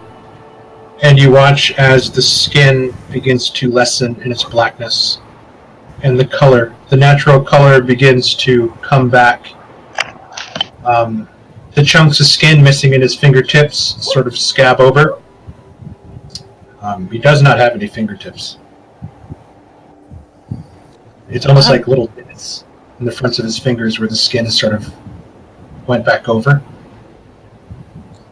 Drummond that was the most excruciating 10-15 seconds of your life. You're crying out in pain. Your eyes are watery. You almost passed out, but you have full use of your fingers, and you can feel the skin and the touch as Valeria removed this curse placed upon your hands. Thank you, Valeria, for that. I very needed that. I won't be touching I any more apologize. thoughts like that. Also, maybe now the salves might work. I don't know. It's possible because he kind of needs his fingers, you know. I can try to salve again. Do the salves regrow appendages? I have one that does. Okay, I honestly didn't. Rudy doesn't know, so I'm like, do you have one? This would be the first time I'm using it. I think I've only used the minor You can portion call of it to lessen her scars. Just remember, it says it starts the regrowth of minor appendages such as a finger. So it's not going to heal automatically, but as you, I'll say over the course of 3 days, the skin, the meat, and the muscle on the tips of his fingers grow back fully. So just 15 gold if you're going to use the Dandy Dragon. Knock that off, and then you got it. Alrighty, I will do that. And we'll just say 3 days over the course of applications during a short rest in 3 days, applying it, recovering them back up, applying it, recovering them back up. After 3 days, Drummond's fingers are back in full. Has it been 3 days already? Are we fast? No, you guys haven't even left. I'm just going to say that happens over 3 days, so we just don't got to visit it again. Okay. Okay, is that all you guys do? Getting packed up, ready to go, or are you guys done with the statue and everything else? Go apologize to the statue, even though I didn't do anything. We're sorry. It will happen again. You learned our lesson. Did somebody say they were going to cast a spell magic on something over there? I think that's what that's only if this remove curse didn't work. Actually, Valeria, I think Droman should be the one apologizing.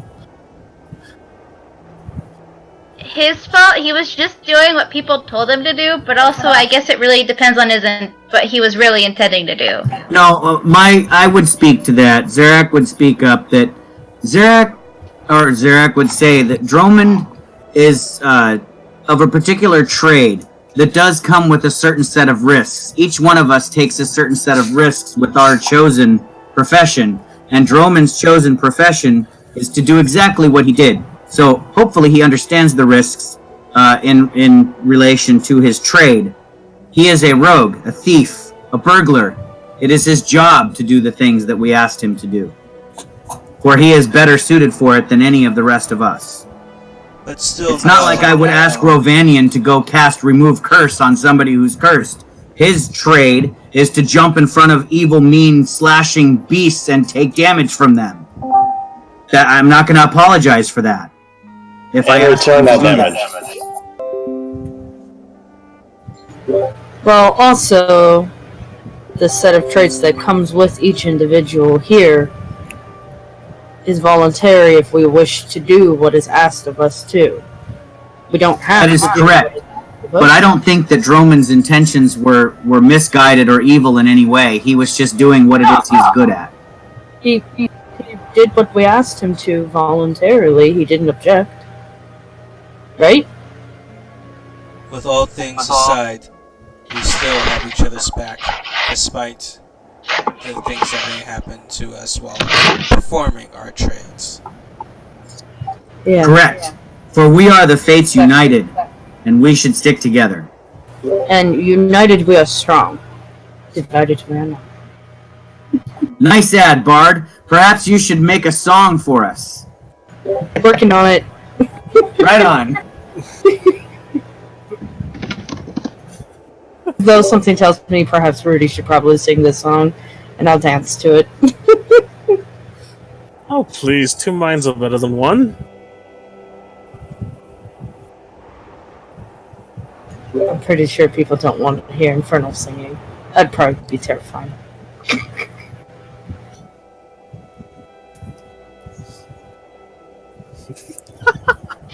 God damn it, Mark!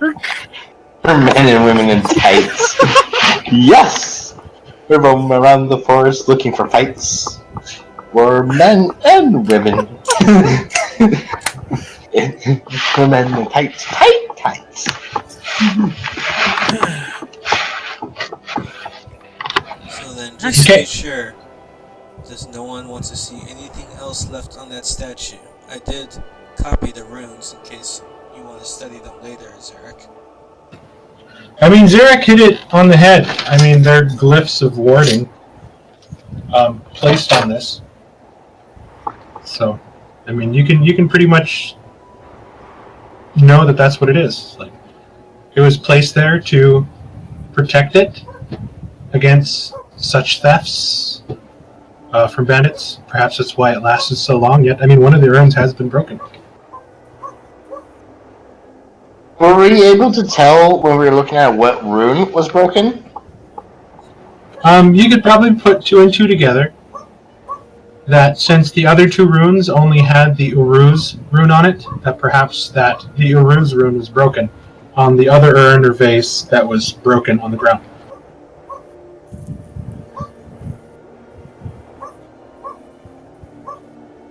You hear that? I hear a dog. No, sorry, that's my Oh, you're- answer, sorry. You're fine, I'm just like... okay. A dog. It's the whispers that you guys have been hearing throughout the night. Ken, did you hear, or did you see my whisper I sent to you? I did. Okay. That's what Moonlight said to you when he tucked himself into your body. Okay, so I'm going to assume you guys begin to pack up camp. Start putting equipment back onto the horses, back into the bag of holding. You guys get ready to leave, not doing anything with the statue. And you guys are going to take... I do say to the group as we prepare to leave that it doesn't seem that we are welcome in these mountains. So be prepared for danger as always. That you are correct. I'm very certain we are not.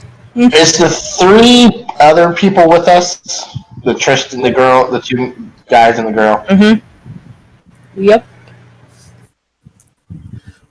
Oh, I was gonna say too. Before we take off, Leo will dig through his bag and take out one of the elixir of healing he was holding on to, and hand it over to Valeria.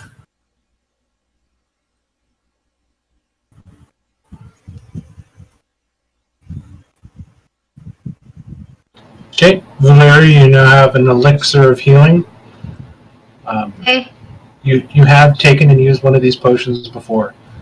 They guard against poisons and pretty much all the effects that a lesser restoration could have. I figure since you're up in the front a lot, you may need this more than some of the others. And thinking back to that monster, I'd rather not have you go through that again. Alright, I'll use this in case. And if anybody else needs it, I'll be happy to use it on them if they need it more than I do. Of course, of course. Use it to your own discretion.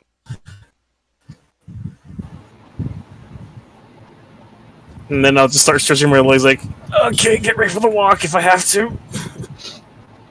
After a couple Are you hours, sure you don't want to go on one of the horses? If anyone's willing to give up their turn. oh, we said last time that all you guys are on horses. I'm just going to ad-lib that the other 3,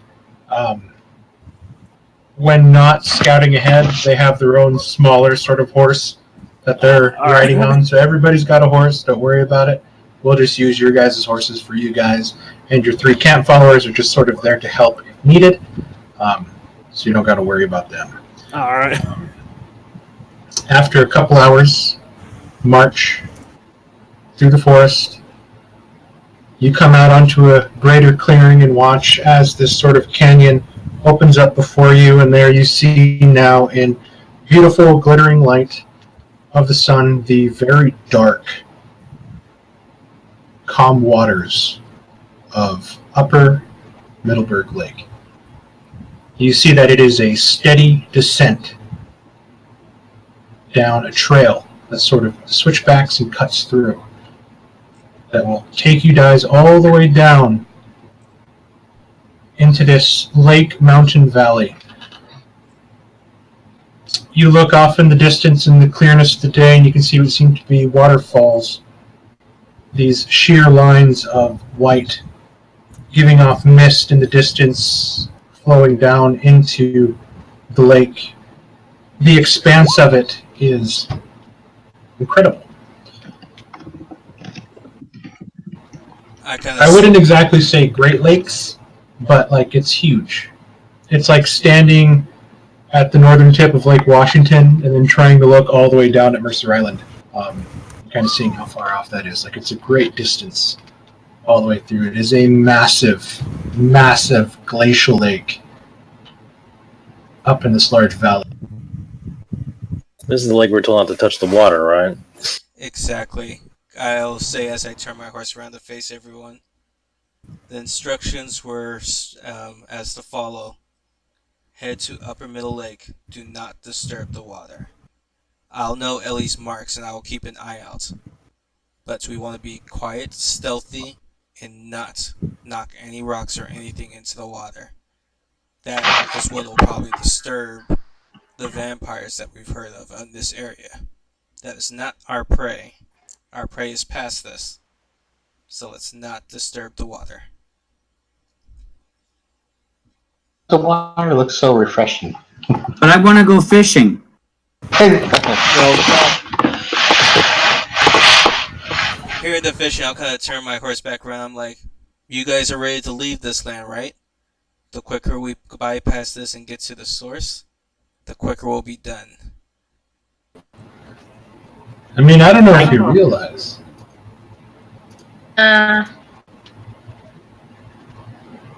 You guys aren't going directly across. You guys are going to do one of these. Yeah, we're going to have to go all the way around. Down and up. We either go to the north or we go to the south. And I mean, you guys just went through this. And I mean, from here to here was about 11 days of travel. And that was a fairly straight shot.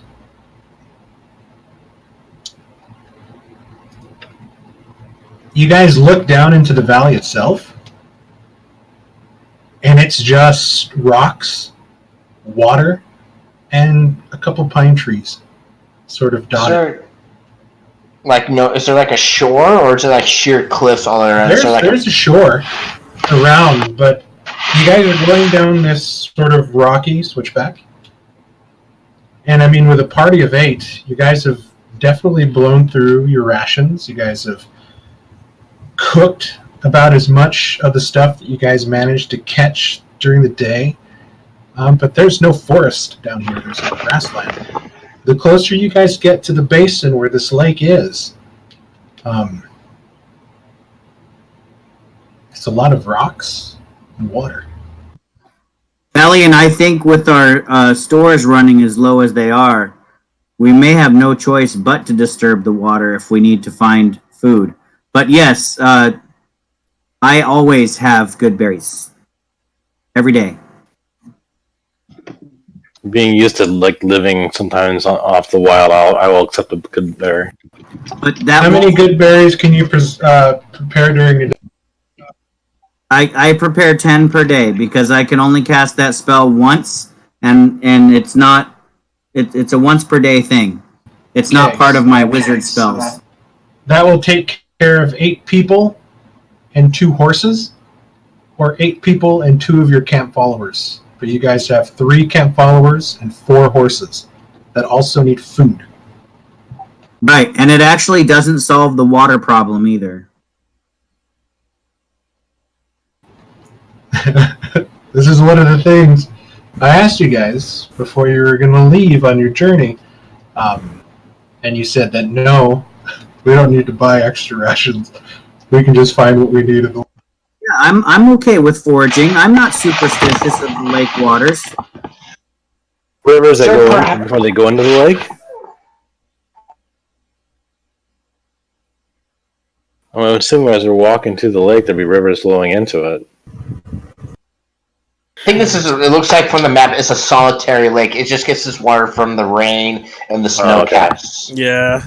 So it's a glacial lake, so it's getting, you would know, Ravandian, off the bat, that it's getting its water from the snow melt off of the mountain. And when there's too much water for the lake to hold, it overflows. Thalion, you know and you've heard about the waterfalls that come cascading down the mountains that used to form the lake around Old Middleburg before the dams and everything were broken during the war. Which now made the Dead Mire and sort of like sunk the city and flooded it. You know that the small creeks, brooks, and little rivers that kind of bubbled out that you guys were passing, especially when you guys were kind of caught in the Boulette hunting ground, were all flowing from this direction, though the descent from the top there was weird, but after a while, you really didn't notice where the streams were coming from. It's a very strange environment. Especially down in this area where there just doesn't seem to be much wildlife or greenery in the area. There's no snow on the ground, is there? Definitely no snow. I mean, it's still near the height of summer.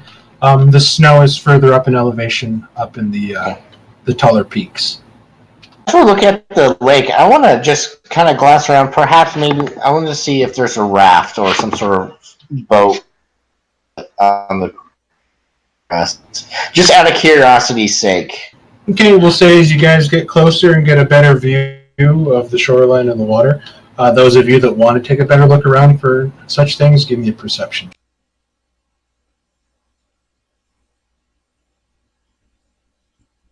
I'll just look for ripples in the water to see if there's something in it.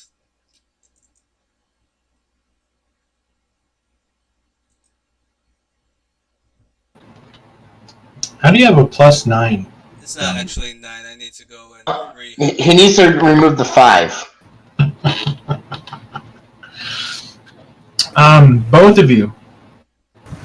Thalion, you notice that there is absolutely no ripple, no movement of the water. It is flat, like glass, yet the wind is blowing through here. The same ever-present wind that hasn't left you since you started your descent down towards the shoreline. That is unnatural water. You look around, Thalion, and as you look, Rudy, and as you look along, you can see now bits and pieces of what seem to be broken masonry. What you think are maybe the foundations of walls, crumpled and broken. All along the edge, mixed in with the regular stone, sticking out of the ground are these sharp 90-degree corners of stones, kind of embedded into the ground. Like maybe a dam, or like there was obviously a structure here. Obviously structures, but you're not quite sure. There are some places, and Thalion, you pick up on it as well, where you can see what seem to be wood, broken off and rotted, kind of sticking out of the water. Not getting in the water. So is the masonry in the water, or is it on the edge? There's Where I can go up masonry to. on the edge along the shoreline. The closer you guys get and the more you look at it, it almost looks like at one point there used to be maybe what you're thinking like a village at one point here near the descent. Long since destroyed. The architecture looks vaguely familiar from the other ones that you've seen here. Evidence that at one time the dwarves did inhabit these mountains in a vast population before, they didn't.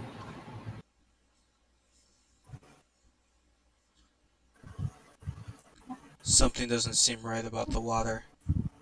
And I kind of raise my hand, kind of gesturing everyone to pay attention to the wind. You feel the If wind? the water doesn't move, I can't do. Curiosity is getting the better of me when I can't do it really. You can detect undead within a mountain. Can you perhaps see if, since this what seems to obviously be a village, under the water that we can't see? You're asking if there's undead in the water? Yes. Well, to be fair, water should still ripple wind current. This I'll isn't doing that. concentrate and use my primeval awareness to see if I sense. Okay, so you guys stopped your descent. You watch as Stallion unmounts, gets onto the trail, kneels down and places his palms on the ground and closes his eyes and concentrates. Stallion, you send your thoughts rippling out, trying to sense anything within a mile of you, undead or fiendish. Nothing.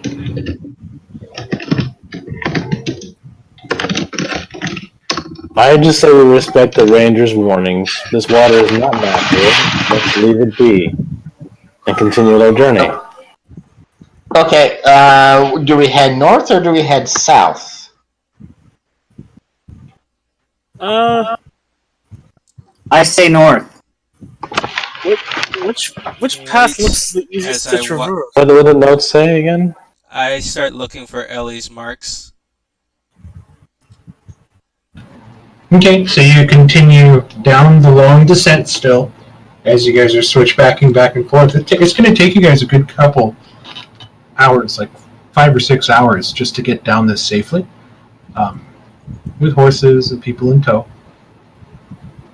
And the further you get now, closer to the shore, it feels like you're entering a whole another atmosphere. The air seems thick, as if you walked into a muggy cloud of humidity, like you're just deboarding off of a pressurized plane in Florida. And you can feel the wall sort of hit you. I know that feeling well. And there Is is that what to this, expect? there is a sense of weight placed on your shoulders now, and you sort of close your eyes and almost give a sigh of defeat, as it feels like you've just entered the Barrowlands again. It's that same oppressive feeling in the atmosphere that you remember going into and then thankfully leaving as you climb the pass. But as you descend closer and closer towards this lake, and now finally reach the base along the shore, the air smells stale. The breeze is not there. The water doesn't move. It's just flat. This land seems as cursed as the other land.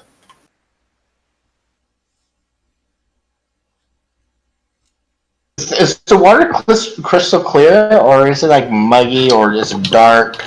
The water around the shoreline that you get closer is amazingly clear, though it darkens almost to pitch black about 15 to 20 feet off, as if there's just a drop off.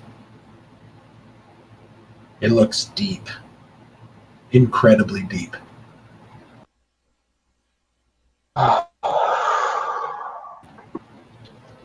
But near the shoreline, you look, there's no sediment in the water. You can see the beautiful stones that line the beach leading down. As you sort of look into it, it's almost deceptive. The stones literally look like they're right in front of you, you can barely see or notice that there's actually water there until you see the color change to like near pitch blackness. While looking in the clear part, obviously I can't see in the pitch black part. Do I see like life of fish? Do I see fish swimming around? Dead. You don't see any fish along the shoreline, but And this time of day, you know that the fish aren't this close to the surface. no crustaceans like crocodiles. No like seafoodish. No animals I can see in the water. No, it's incredibly clear. You don't even see like seaweed, like or any sort of freshwater plants along the edge. Just stones along the edge. There's no bulrush, no cattails, no lily pads, no pollen. Nothing you can see on the surface of the water. It's just crystal clear, near perfect. Unfortunately, I don't think we're going to be able to do much fishing in this lake if it comes to that. Give me a nature check, Rudy. Okay. Nature. Yeah. That is Rudy's expert opinion. She wholeheartedly believes. Sorry, I had AFK. What does Rudy wholeheartedly believe? There's no. Rudy believes in her heart of hearts that you guys might not be able to catch fish here if you try. I'm totally agree with that based on what we're seeing and feeling.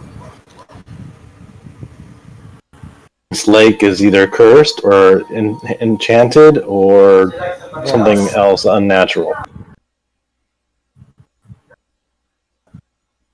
I think it's best just to continue on and leave it alone. So once we're at the base, is Stallion able to pick up any markings left by Electrona? Give me a survival check. No, a perception check. Can I help him look around just to assist him? Sure. He knows what he's looking for. I'm just trying to help him. Like if I Oh, you already rolled. So go ahead and roll perception. Prevent. Oh, okay.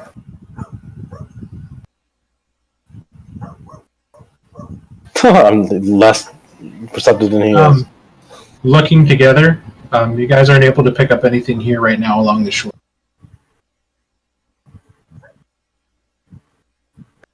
What time of day is it?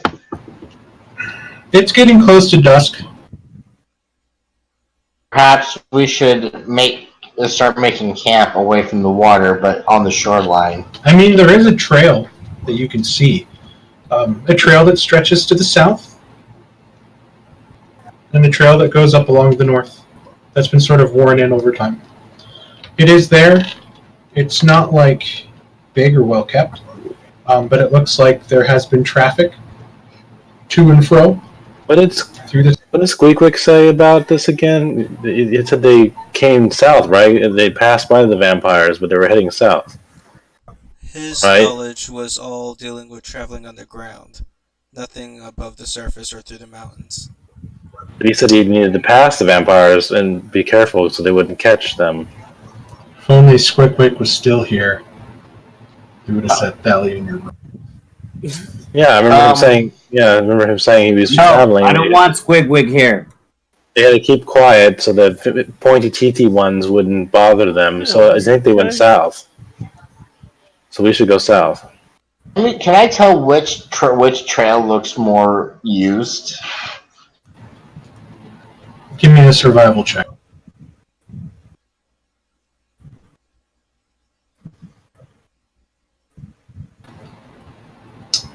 From what you can tell, it looks like the most recently used one is the Northern Trail.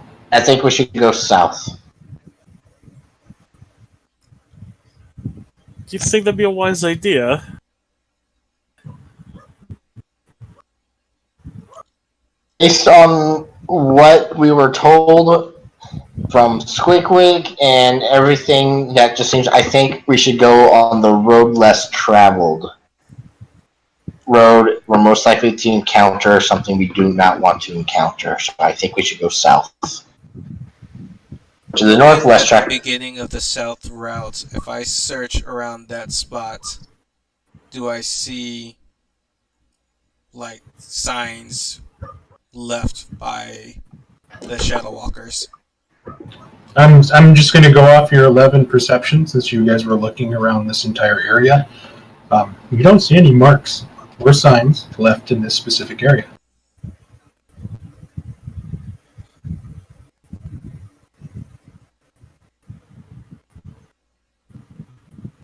I think we should travel south, see what we see, and then, we can always come back if we need to. But I thought I remember Squick saying that they had to avoid the pointy teethy ones, and that means they were going south if they were coming through this area. Both roads lead to the same destination, and if if the pointy teeth ones came from the south, then that means they're up north. I think we should. North, yeah. Yeah, well, I'm trying to say they came south, so they came from the north. I think we should take the south route and go and try to avoid them at all possible. Both routes should go the same way. They're going to meet they meet on the other side. I think based off what we have gathered, the evidence we have gathered, I think we should head south. I believe we will be trying the south route. Okay. It is getting close to dusk. How far do you guys go before you decide to bed down for the night? A good distance away from the lake, at least, be good. How big is the shore? I mean, the shore is maybe like 100 feet. Okay. Oh, plenty of space. From cliff wall to water. And is the shore? I mean, it's not sandy, is it? It's just it's like you go to a lake out in the mountains. It has it's the rocky shore, right? It's rock, shale, and dirt. Definitely no sand up here.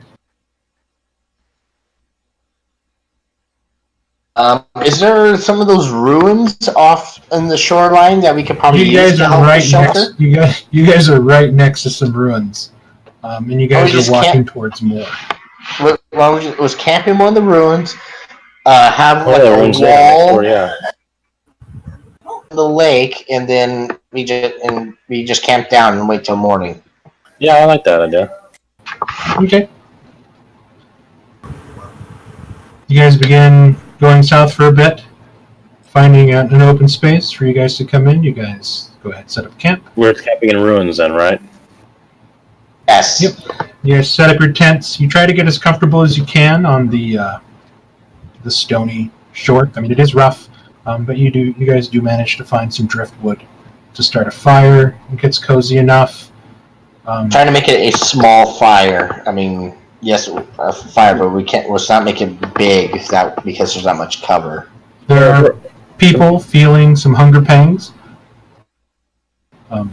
If there's like a wall, can we put the fire next to the wall so it doesn't shine out too bright? Yeah. Let me see where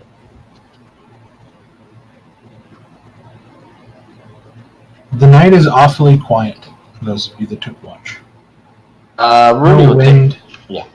No wind. Just the crackling of fire. No whispers. Zirak, you notice that Moonlight is just constantly on edge. It's almost gotten to the point to where it's gotten worse and worse the further east you go. You guys Wait, are you saying that Moonlight is still scared at night? At night, terrified. During the day, shaking, terrified on your shoulders, trying to seek comfort from you. Something is driving Moonlight up a wall. Your dreams... When we sat down around the campfire at night, I will share with the group that Moonlight's uneasiness is becoming more and more intense the longer we're in these mountains, that we're really unwelcome here. Something perhaps she... Is Moonlight he or she? Moonlight is a he. We'll just say that your dreams, Zirak, the longer you stay It seems longer and longer. You seem to be running longer and longer. And there is precedence that because you share a link, a very strong mental link with your familiar, that the feelings are starting to creep into your own mind, how strong they are. At night, you can feel that fear. You can feel the terror. It is awesome in power. You can tell that he is very scared. Those dreams you're having, are they? You're running through a forest, correct? It feels like that, yes. Is it perhaps the same trail we have taken, and something is chasing us? Is it something you can? It's more a feeling than an exact description, but I could try to pay more attention when I sleep.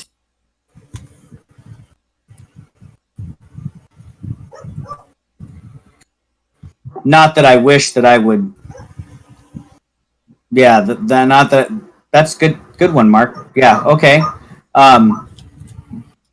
So it feels like the area we're passing through, but almost as if the area itself is enshrouded in shadows, and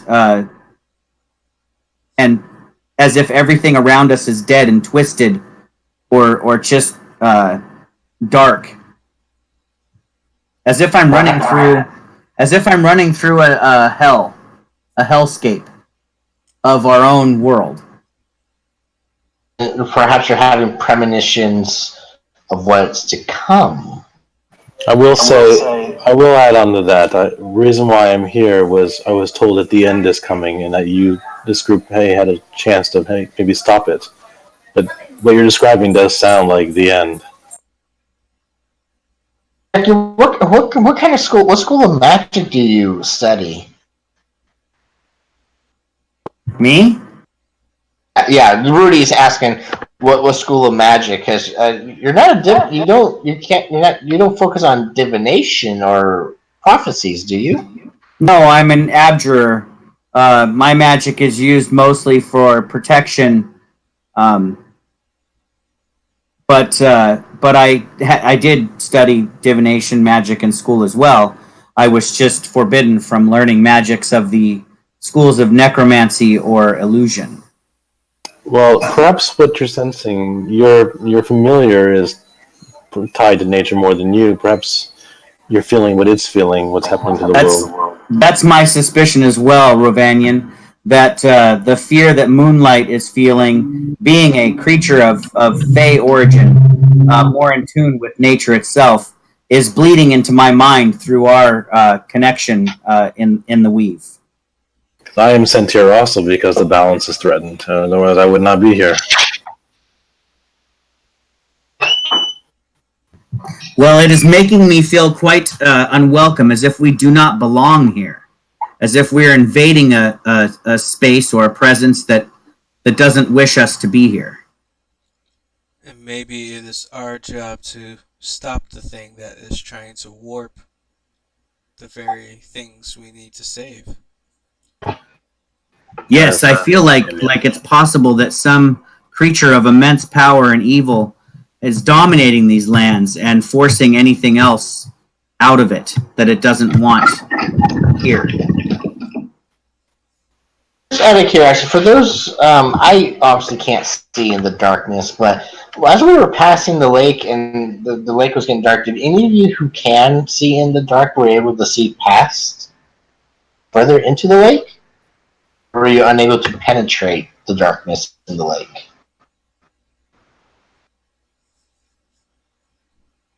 What do you mean? Like look into the water of the lake? Yeah, when we were walking by, those who if you have, I don't have dark vision, so I can only see so far into the lake. But if you have dark vision, I didn't know if you could see further than where I could. Well, since I wasn't asked to look, Moonlight can see in the dark, but I didn't look through Moonlight's eyes, so I couldn't see anything. Well, we could check tomorrow. I was just curious. perhaps there's something more in the lake that I could not see. The longer you guys stay in the ruins,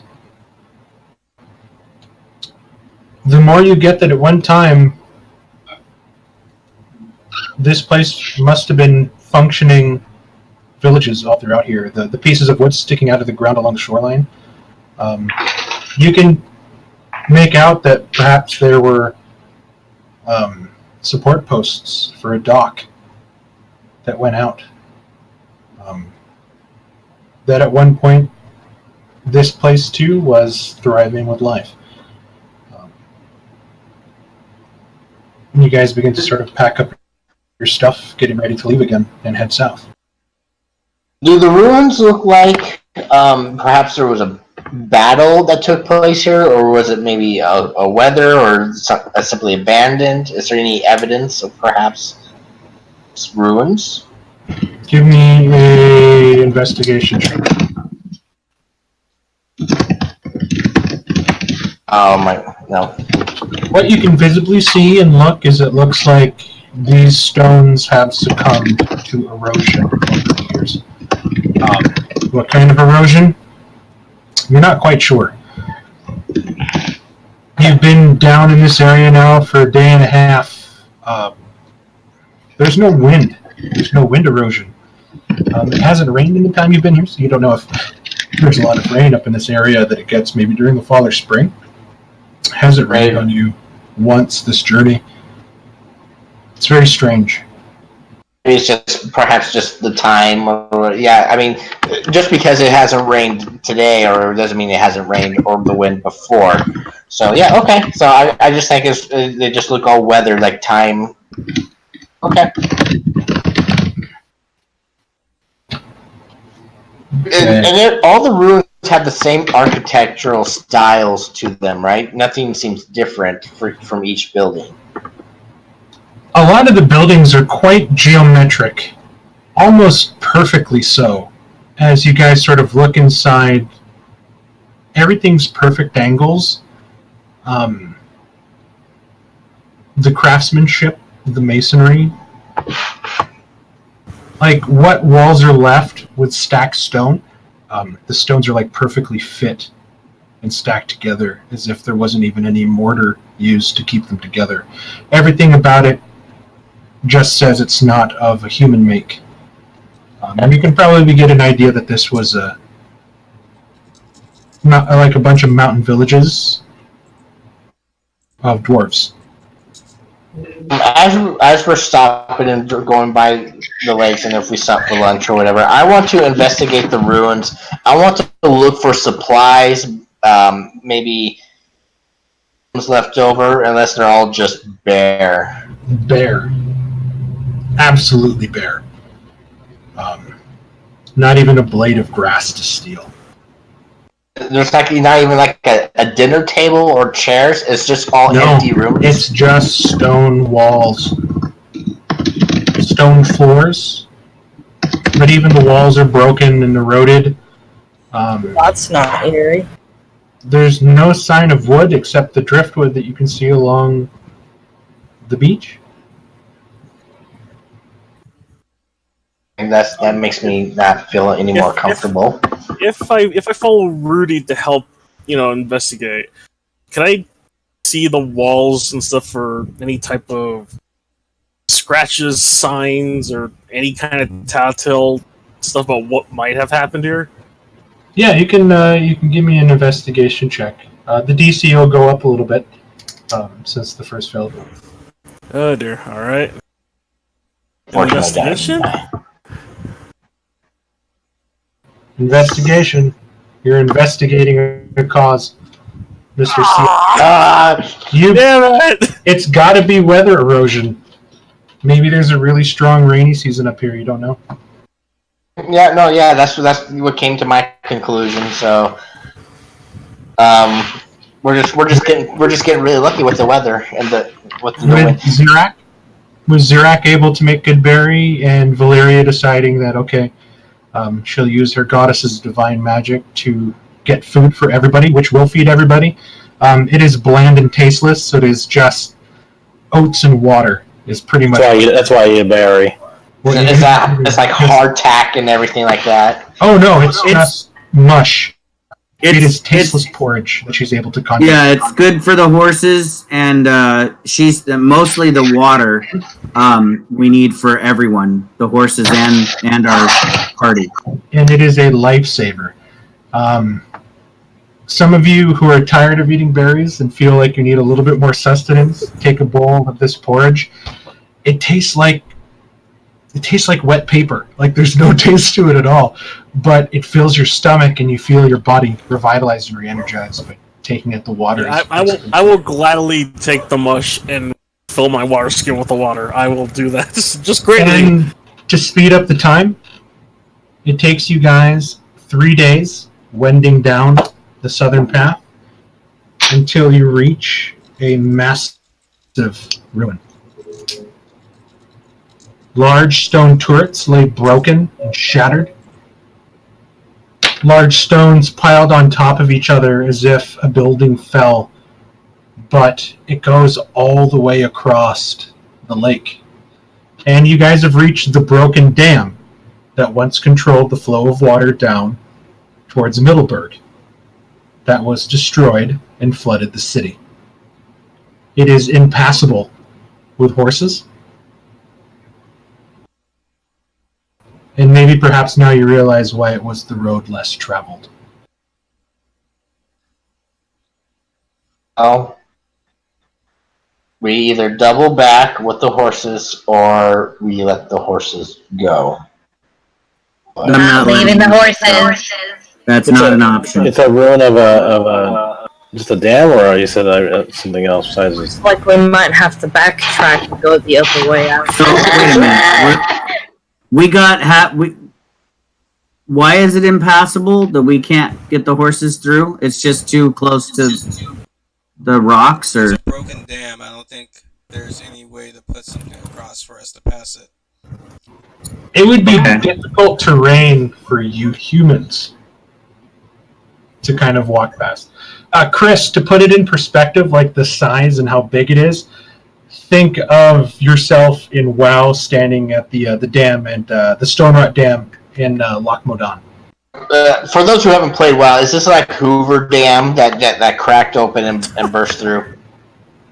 It's bigger than Hoover Dam in comparison. Like this is, you can look at this and the size and scope of the stonework, the engineering, and just the complete mason mastery it took to build this dwarfs the great stone wonder in Brahmana that the dwarfs helped build, the 7-mile-long bridge made of stone that spans Lake Obion, covered in perfectly carved statues in remembrance to the people that fell and died during the Age of Woe. You're looking at the size of this, and sort of like a flashback image you can think in your mind about how this could probably fit. At one point, looking at the size of the turret and the size of the lane up top, maybe 60 wagons side to side. The width of this large dam that looks like sundered and destroyed.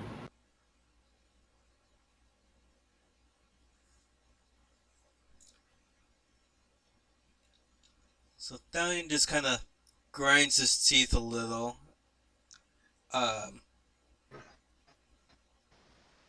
There's no way they would have abandoned their horses. So I'm pretty sure they did travel the other path, so we may have to backtrack. Oh, okay. It was an educated guess. I didn't know the dam was broken here. I didn't even know there was a dam, so...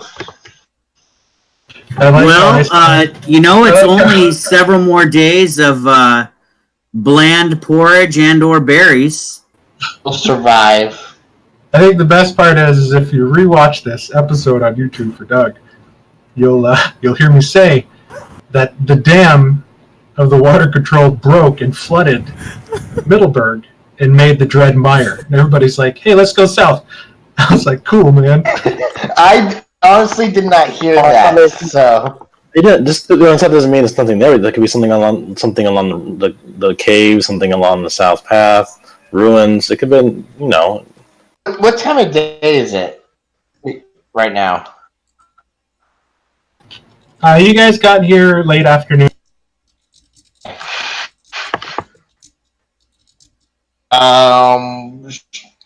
Maybe perhaps I don't know if we should search the ruins if there's anything for salvageable. Perhaps if not, We're wasting time and we're on a time crunch.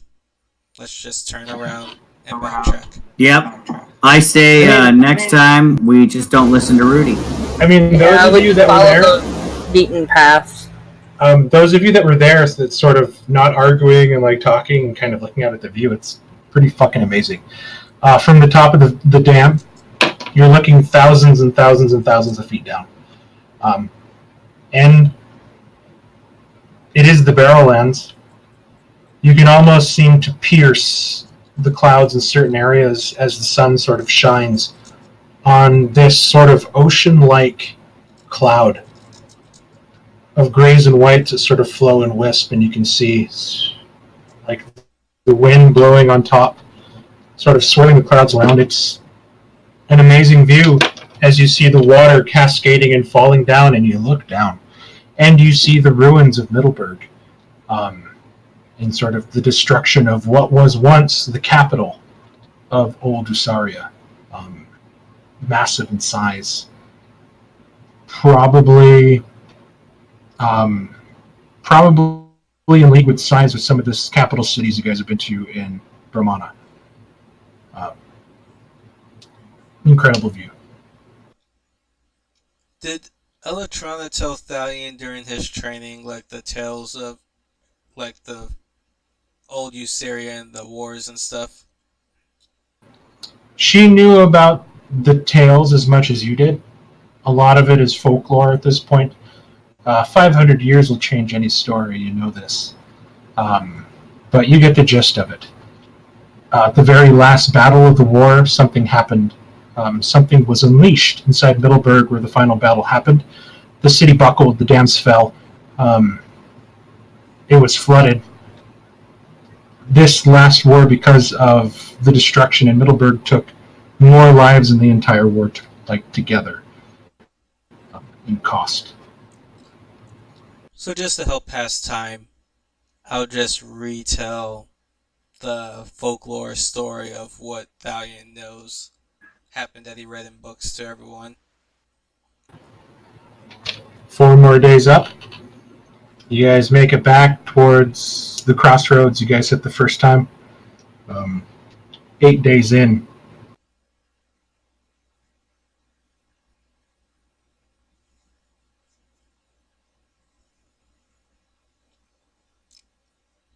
Okay, definitely taking the other route now, and once more, I thought it's gonna feel stupid if he sees it this time. He's searching for Ellie's marks.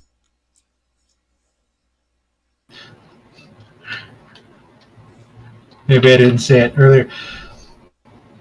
You do not find any marks in this specific area. Somewhere we're able to go more further north.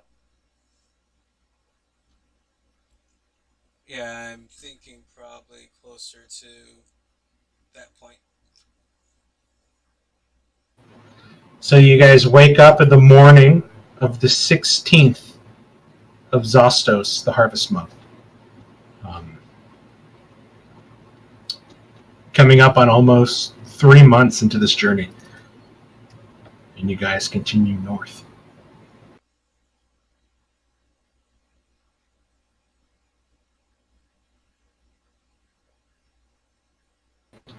Wending along the shale beach, following the trail. It is a rough go. You have to stop every now and then to sort of pick a rock out from between the horse's hooves there that gets stuck, letting them rest for a bit. It's pretty rough going. I don't think any of you are blacksmiths, but I think some of you know mending, correct? Yes. Yes. So thankfully, with mending, you guys are able to keep the horseshoes in really good shape. Constantly fixing cracks, fixing the nails that pop out. The horses are definitely thankful. Again, the atmosphere, definitely not enough to fix horseshoes.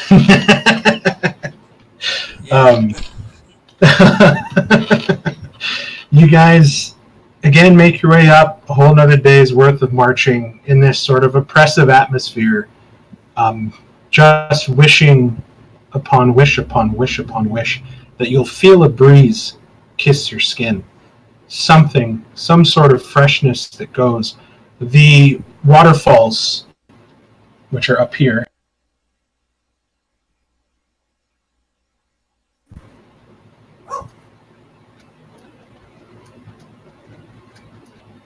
sort of draw you in closer and closer as you guys are hoping to feel just the kiss of the mist coming from them. But the air is still foetid and stale. The water doesn't move. And you guys keep marching on another day. You wake up in the morning and you begin a slog. Zirak, the only way that you can really make this work in your head, it almost feels like time has stopped. It's a strange sensation. It's that feeling of you don't know if you're dreaming or not, that in between where you think you're awake, but you're probably mescaline. I know that. And it's a strange sensation to be stuck in this because your body is screaming out. Like all of your bodies are screaming out for some sort of atmospheric sensation or stimulation. Nothing's coming about it. If I, while we're riding along the side of this lake, I want to close my eyes and kind of let Moonlight fly around, at least as far as he's willing to from our party. Do I get a sense that there's even the insects are gone, that other birds are scarce or missing? No birds. Is there any other wildlife that Moonlight catches sight of? No birds. No insects. Give me a perception check with Moonlight's eye. Anyone else finding the lack of anything here being rather disturbing, or is it just me? Flying close to the water, there seem to be fish. Close to the surface before coming back down. Not near the shore, more towards the darker edges that it can see. That's something. Okay, so as I open my eyes after Moonlight catches sight of a fish in the lake, I didn't hear what Leomorn said because I was closed off to perceiving through my own eyes and ears while he was speaking. But I basically reiterate what Leomorn had said, in that I had found it strange that there was no sound of wildlife. Even the insects seemed to be absent from this place. No buzzing of flies or mosquitoes drinking blood from us. However, a little bit of good news is Moonlight has spotted fish in the lake. While the surface of the lake seems to remain calm as glass, undisturbed, the fish that live in the lake must be disturbing the water underneath the surface while they swim around. Not sure that's how curses work. Yeah, that seems a little strange that nothing here seems natural, but all of a sudden there's fish in the lake that's being disturbed. I am willing to test a hypothesis if the rest of you are willing to back me up. As long as you don't use one of us as bait. Right? Well, what you can start. Let's not disturb the water. Can we not disturb the water? You cannot do that. It's a shame to leave such questions unanswered, isn't it, though? Won't it forever be at the back of your mind? I will say this, unfortunately, I'm playing Rudy. Perhaps it's bait to draw you in. Reverse fishing. It will forever nag the back of my brain, that the what if of it all. Well, if you were to test it, I vote that we all stand back and watch. I think we'll all be punished for his actions. I will gently place a gloved hand on Zerak's shoulder and basically, as one wise man. Legitimate question: Does Moonlight need to eat as well? Moonlight does not need to eat, as Moonlight is a fey creature. But even if Moonlight did need to eat, his food intake would be so small that it wouldn't matter. I was curious. We've already wasted enough time having to backtrack. Let's not test a hypothesis now. You guys march a day forward. Perhaps on the way back, then. I'll just tell Zarek is not going to let it go. I'll just put a hand on his shoulder, on Zarek's shoulder. As a wise man once told me, sometimes ignorance is bliss. Perhaps the water, the whole do not disturb the water thing, just to be a lie. Just it came from rangers. I don't think it's a lie. Yeah, I'd rather not test these waters. There was that hypothesis. You guys go a day forward. It starts to get dark. You guys set up camp, gather the driftwood that you guys can find just scattered all over, well enough for another night's fire. Valeria goes ahead and casts create food and water again. Zirek produces some good berries, and you guys have your meager dinner. Here, the sort of shape of the water takes a little bit different turns, as you can see what seems to be stone shelves, kind of further out along the coastline, just off of the shore. So not exactly black, as if there used to be some things in the water here, maybe some old buildings. You're not quite sure. Another night's watch goes past. You guys wake up in the morning, pack your things. Just the water in front of you guys is just as clear and flat as can be. Still no movement. Nothing really to see as far as the eye can go. And you guys look through and you guys begin to march north along the trail again.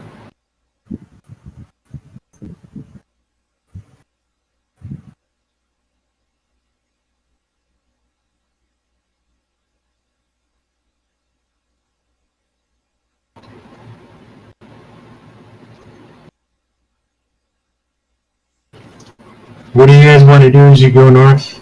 Anything? I still I want to help look out for those markings that Thalion was talking. Pretty much all Thalion is kind of doing is proceeding forward.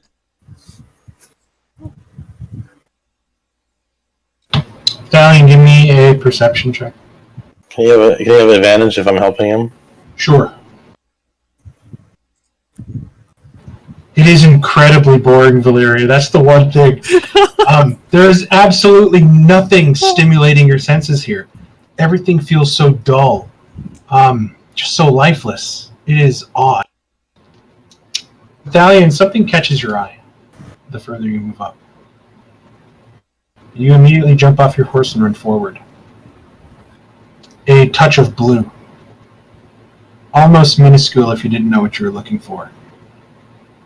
They're caught in what seems to be a recess. A recess inside the stone. You look inside, and there seems to be something small, blue, painted, just to the inside, kind of hidden in shadows. You almost didn't catch it. What looks to be like a small, bluish feather, painted in hand.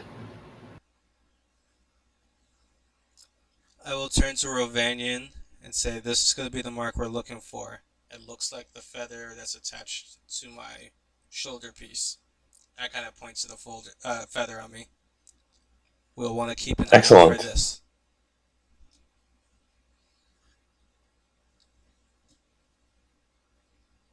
I can share with the group so they have some kind of stimulation. We found something of color. Ooh, color! So I will share with the group also what to keep an eye out for. And I will continue to start kind of leading the group, watching for the next marker.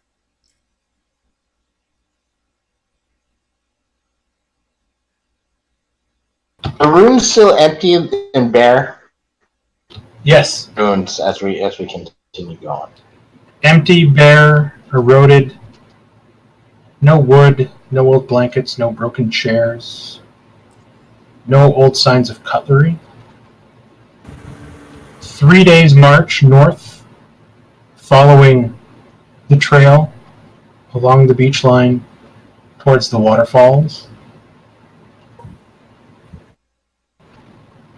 The terrain gets a little bit harsher along the cliff walls in this area. Openings of what seem to be caves.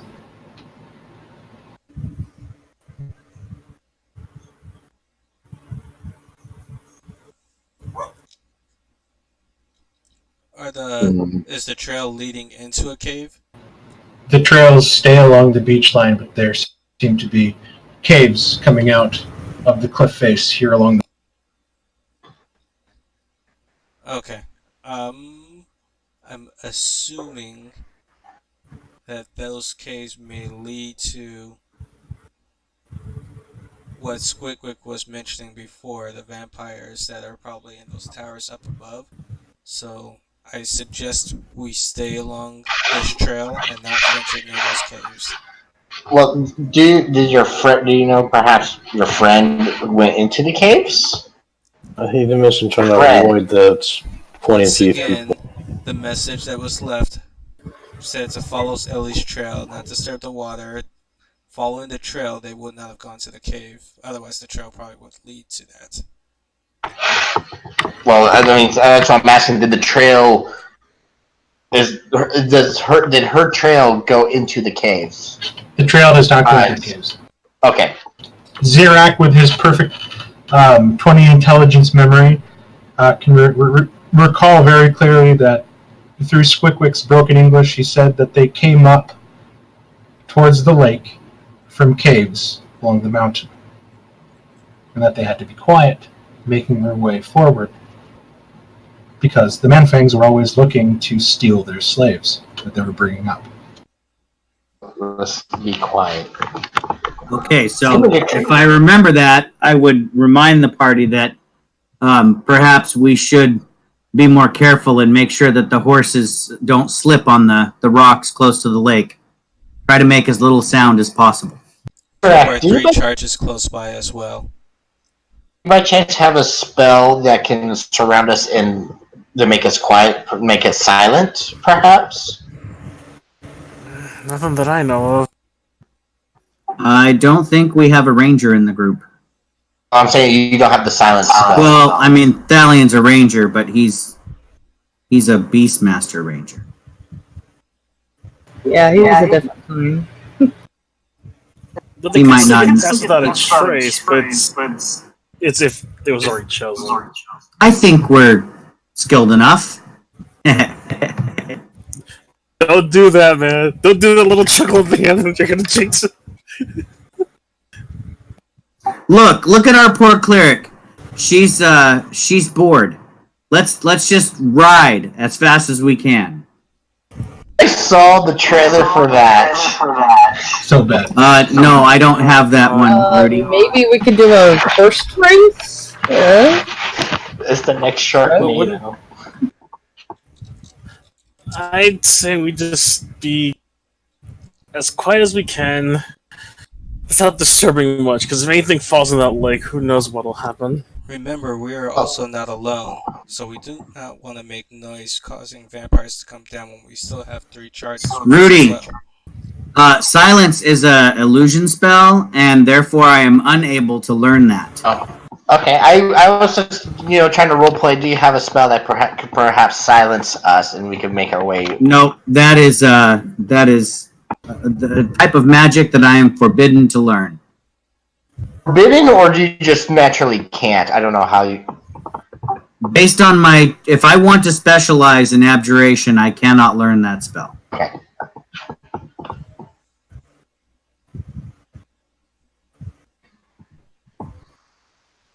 I know it pains me sometimes to skip all the spells from the illusion school. I don't mind not knowing any necromancy spells because they're all trash anyway. but I like illusion magic, and I can't use any of it with Zerak. This is the trail that we're on. I'm assuming we wanted to stay away from the caves and away from the lake at the same time. So we're going to. That seems kind of impossible, doesn't it? I mean, the trail doesn't go up right next to the mouth of the caves. Like the mouth of the caves are like further up, probably like 100 to 150 feet away from the trail. Okay. Squiggles just said I thought they were closer to us. I'm like, then we just ride by and keep our eyes peeled for danger that might come out of the cave. We'll see it. They're a good distance away. Okay, let's just be quiet, like Squiggles said he had to be, and just go by quietly. And what time of day? Again, I'm sorry to keep asking. What time of day is it right now? We'll say right now it's the end of the third day. You guys are getting ready to. Can we just stealth walk past these? Yeah, I mean it's getting towards night. I mean it is devastatingly quiet. Like there you go, Mark. There's Ophelia's dexterity stealth check. Oh, nice. At disadvantage because it has metal shoes on stone. Watch, next roll's like a 4. Okay, I'll take the 8 then. She just rips a fart and it echoes. That's awesome. Oh shit! I mean, you guys are going through it, and it's almost driving you to the point of insanity that it's so quiet. Even in the Barrowlands, there was some sort of ambient stimulation to your body that was making you want to live. Your blood is pumps. You knew you were alive. You don't know if you're stuck in some time-looping nightmare in your sleep right now. It just seems to be the same drudging thing over and over and over again. It's starting to fray your tempers a bit. The longer you guys seem to be here, just the more agitated everyone begins to feel. Valeria hit it on the head. She's feeling incredibly snappy. You'll ask somebody a question, and God, what? What do you want? And it's really starting to eat at you. I'm just gonna say that at nights, like Rovanian, sharpens his sword and gives a weird look, like he's almost in that hotel from The Shining. Yeah, and all work and no play makes Jack a dull boy. Can I assume maybe there's no wind because of the mountain range that we're in? I mean, we're like in a hole in the mountains all around. Yeah, I mean, you're stuck in this sort of lake valley. But, I mean, it's like a glacial lake, except there's no trees. There's a couple trees here and there, but it just seems devoid of any sort of life. Except for the fish that Zerak... for the fish that Zerak saw. I mean, you guys can swear sometimes that you see rocks sticking out of the surface, and then you guys wake up the next morning and it's just flat. Well, I swore that based on what I get there, we won't be able to really catch anything. The sooner we get out of this valley, the better, because I think we're all starting to go crazy.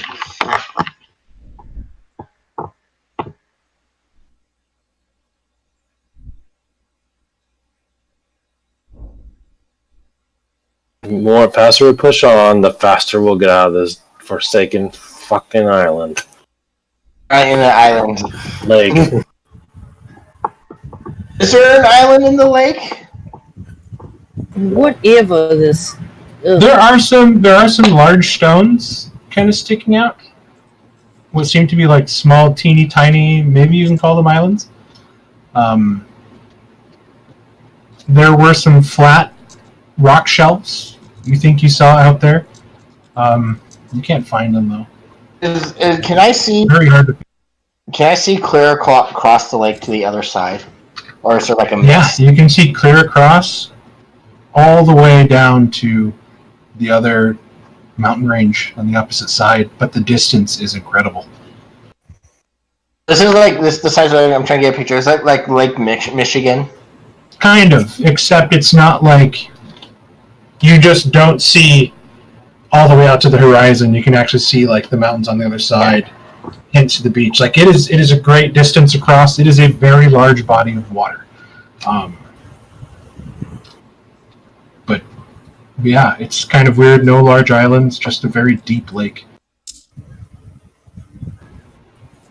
Oh, You guys continue another day and finally reach the area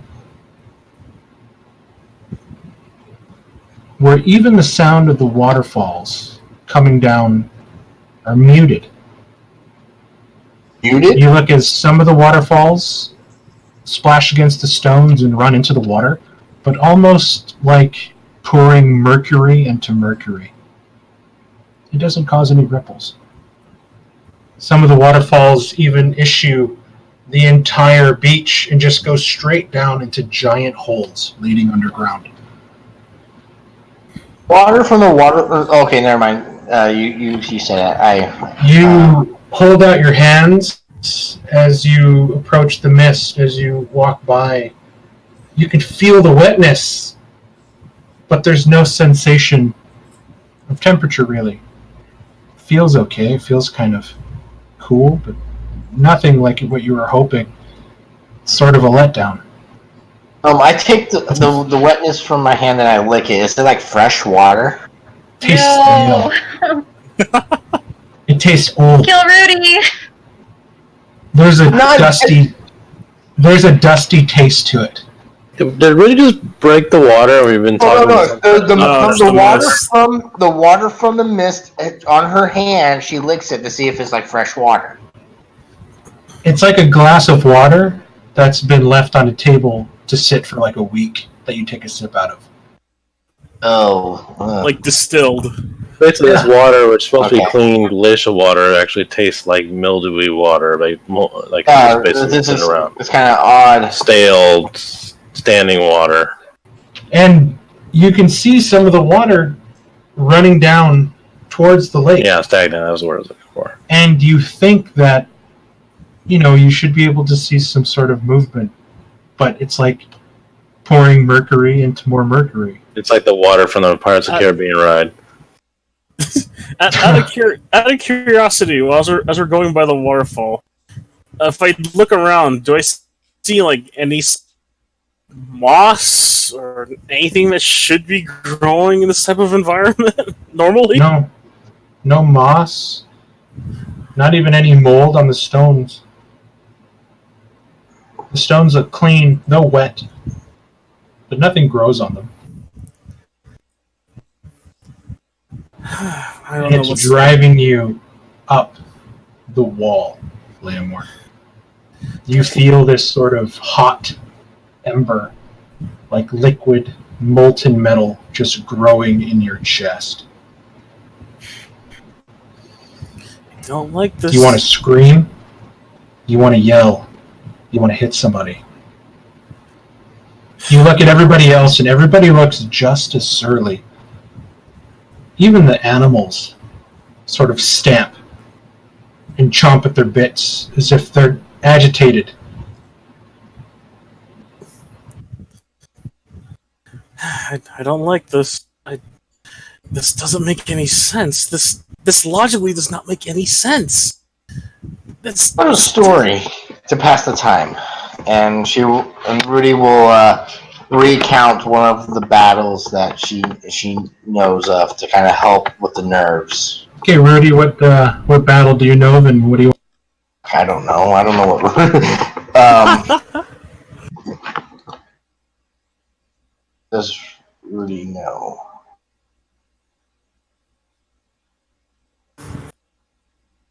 I mean, Drummond, you're sitting there, and I have things to do.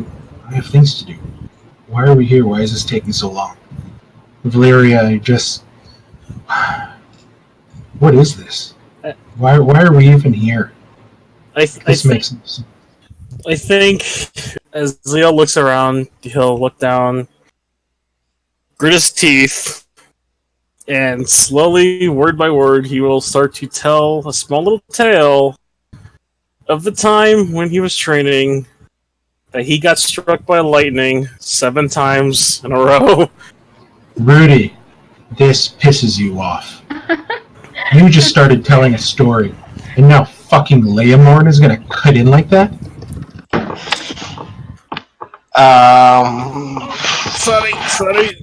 Sorry. Leomorn, why the hell is Rudy taking that tone with you? You didn't do anything fucking wrong. Her story was terrible.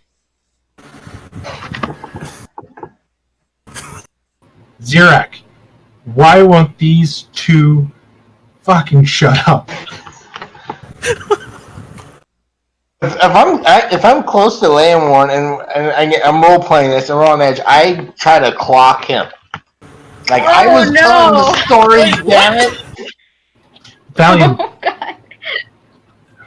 for some reason everybody's losing their cool.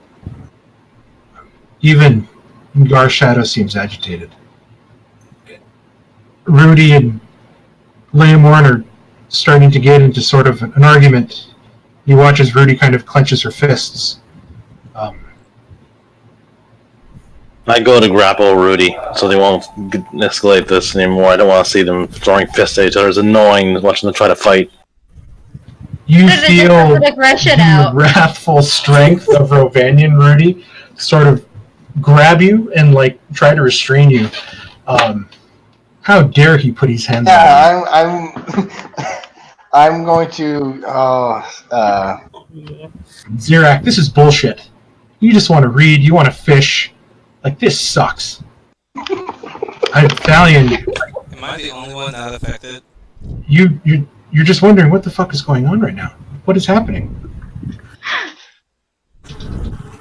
Mark, I cast this spell and make the air around Rudy smell like a skunk. Rudy, Maybe that'll Rovanian, shut her you're up. like, God damn. Shut her up if she doesn't have to open her mouth to breathe. And it's bad. Like Rudy's face is turning red with anger. Rovanian, you're taking a whiff of it, and you're like, God damn it! Who fucking did that? And it's I'm gonna think it comes from Rudy. Like Rudy farted on me and even let go. Everyone, calm down.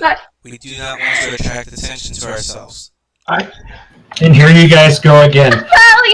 All of a sudden, out of nowhere, here comes uppity Thalion telling you guys to behave yourself. Who the fuck does he think? Rovan, do you still have a hold of Rudy? Yeah, I thought you farted on me. I'm pissed at you. Fuck you and fuck this fucking lake, and I want to kick a rock into the lake. Oh my God. Oh, Give me a strength check. Just a strength check. Just strength. oh no. You kick a rock, and it goes a good 20 feet. Your fucking foot hurts. You try to walk it off so you're not embarrassed, because you kind of realize that you're about 100 feet away from the water. Ass. Oh no. Do I even see the rock and remembering the warning? Could I try to do like a mage hand to stop it from hitting the lid? I mean, you know goddamn well she's not going to kick a rock over 100 feet into water. So, like, it's a log. Right, but Okay, I'm still grappling. I'm still grappling Rudy, so it didn't. I know you're grappling, but I have my feet free, so I'm like, fuck you and fuck this lake, and I kick a rock into the lake. Well, yeah, I don't know if you can kick it that far. He says 100 feet. No, Leomorn, he told Leomorn I can't kick it 100 feet into the lake because he wants to mage hand it. Mark, do I notice Drummond snatching my arcane focus out of my pouch? Oh, man. Drummond, go ahead and give me a sleight of hand check versus Zirak's passive perception, or is Zirak watching out for them? I'm not really watching out, but my passive perception is currently 20. Unless that bonus You went definitely away. feel something being tugged out of your pocket.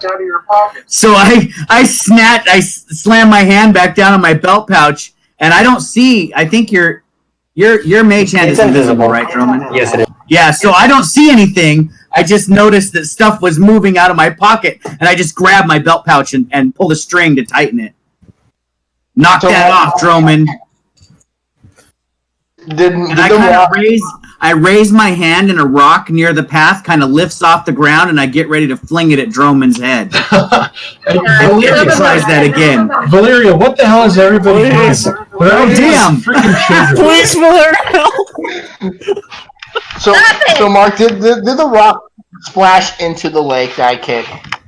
No, the rock. Did you throw a rock this time instead of? Grappling him. Well, I kicked. That's why I asked. That's why I said, do I kick? Or I kick a rock into the lake. You're 100 feet away. You're not going to kick a rock. I was not sure how far away. Okay, that's what I wanted to make that clear. I was unsure of that. The trail for some reason is really far away from the water. Does Valeria's spell do anything to us? I need everybody to make Charisma. charisma saving throws. I have Prela Charisma. But just in case. You don't. You know the funny thing about this is since don't know what the hell's going on. I get an advantage on this save. Yeah, I'm pretty specialized in this. But I still fail it. I'm pretty sure I failed it. Lamorn, you have just out of curiosity, Fey ancestry, get? so you have advantage. It's not showing me any of these rolls yet. I don't know what I rolled. Oh, there it goes. So I take the 13. They all popped up at once. Zirak, what the hell? You feel dizzy.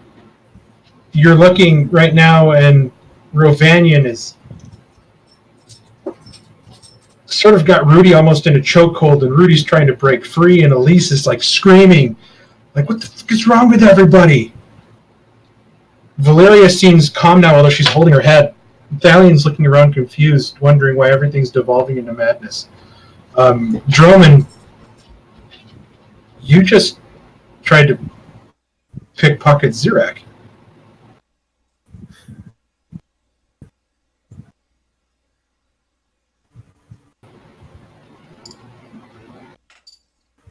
Is everyone all right now? No, me and Rudy are still. I am very calm because I know I failed. Rudy, Elise, and Rovanian are about to have a row. Right. I'm going to try to break out of his. Okay, this is a contested. I rage as he tries to do that. So little Rudy's trying to break free as Rovanian is just fucking. So you have to beat a 14. Easy! I'm raging, so 25.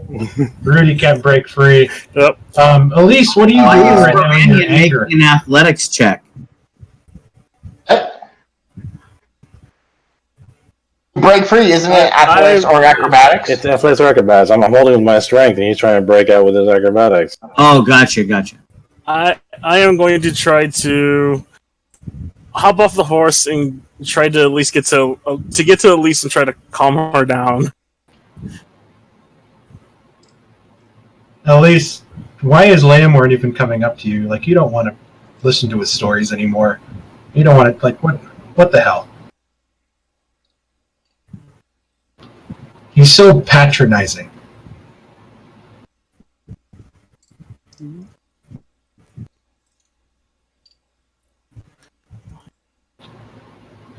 Like, where was he when you really needed him? After the fire, after everything, he just. I'm assuming I feel indifferent to everybody now. You're wondering why you're holding on to your pouch. You're wondering why everybody's, at least those three in particular, are in such bad moods. You feel kind of lightheaded. I like how both Drummond and I failed to save, so we were pissed at each other, But and now suddenly you're we're like, cool. okay, hey Drummond, what's up? Oh, what were you just doing? I was sure we were talking about something. I don't know what we were just doing, but I don't know why I'm holding my pouch. Basically, you two were fighting, and and then like a weed cloud passed you, and now you're just chill. I Kind of chill. Yeah, Elise, why? Aromatherapy. You know, what the hell? What the hell does Lamborn want now? Like, what does he expect from you? Like, where was he? Yeah. She You kinda- needed a friend, and he wasn't there. Now he has the gall to try to patronize you, treat you like a child, tell you to calm down. She's basically gonna be like, hands over her ears and start yelling, I am calm! I know what you're talking about! You calm down! Easy. Yeah! Watch the nails. Watch the nails. Stop slapping me. Easy. I am. Tail whips you. Go away! Leave me alone! And the sound is carrying unnaturally, I'm going to cast a spell. echoing through the canyon, over the water, louder almost than the waterfall itself. Somebody get her to calm down. We do not want to attract any more. I'm trying. I need a little help here. As Rudy casts Thunderwood, Just do. Rovanian, give me a Constitution It's saving throw. Thunderwave. He's basically striking with thunder. Rovanian, you take 9 points of thunder damage. You are blasted 10 feet away from Rudy, sort of landing on your back. You shake your head. You feel dizzy, a little disoriented. Why are your ears ringing? What the hell happened? Why are you so mad? As the rage kind of dissipates a little bit. As the sound of thunder is just thundering across the canyon, now overshadowing Elise's screams of "Get away from me!"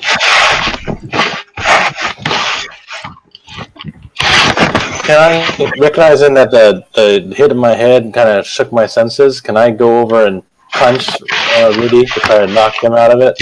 Oh man. You can definitely try to attack her. And I prepare for battle.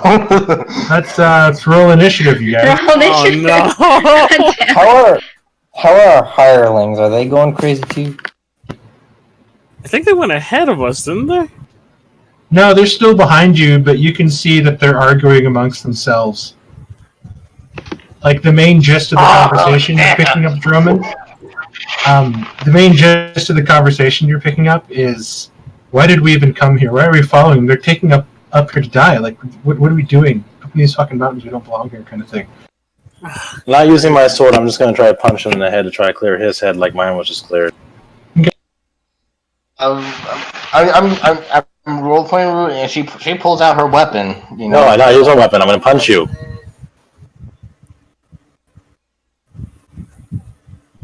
Can I just use my usual, Like for a punching- punch or a slap? I'm going to punch. I think Oh god. Poor You're Rudy. still raging, by the way. Yes, I'm still raging. Rovanian, you can go before me. So for my punch, do I still get to use like a proficiency or anything? Or, I mean, I can't use my usual Everybody's attack. proficient in a punch. You are proficient in your own hand Okay, actions, I'll use my attack with my but it sword. does 1 point of damage plus your strength mod. Okay, so I'm gonna do my usual attack, but I'm not going to don't take the sword damage. Oh, nice. Crit punch you. Hold on a second. Give me 1 quick second here. Rudy, what did you roll? However, Ro, if you're raging, you would do I do the radiant your damage, rage plus your strength. What were you asking, Mark? You rolled a 15? You got a 15. And Rovanian's going before Zirak.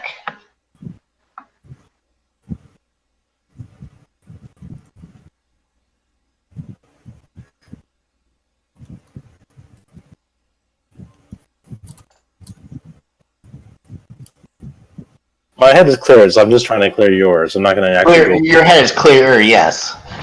No, I mean, I get it. Me playing Rudy gets it, but Rudy is. Oh, you'll be fine right Not here. all there. So go ahead and roll your radiant damage on top of your 1 plus your strength mod.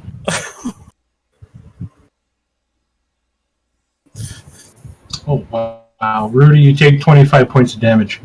From a single. No. From a punch? If that doesn't From a clear punch. anything, You are actually launched about 10 feet away yourself. Oh You god. land on the ground. Give me a Constitution saving throw. Ah. You are knocked out, clean cold, passed out on the stone. Okay, now that that's handled, Elise, help over here! you just watched this fucking wild man that joined the party only minutes ago, literally, punch a woman in the face. What the absolute fuck? Rudy, roll a d20.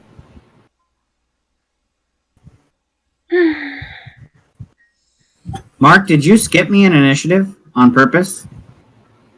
Yes, were you going to do anything? I was. Go ahead. Oh god. I cast that on Rovanian.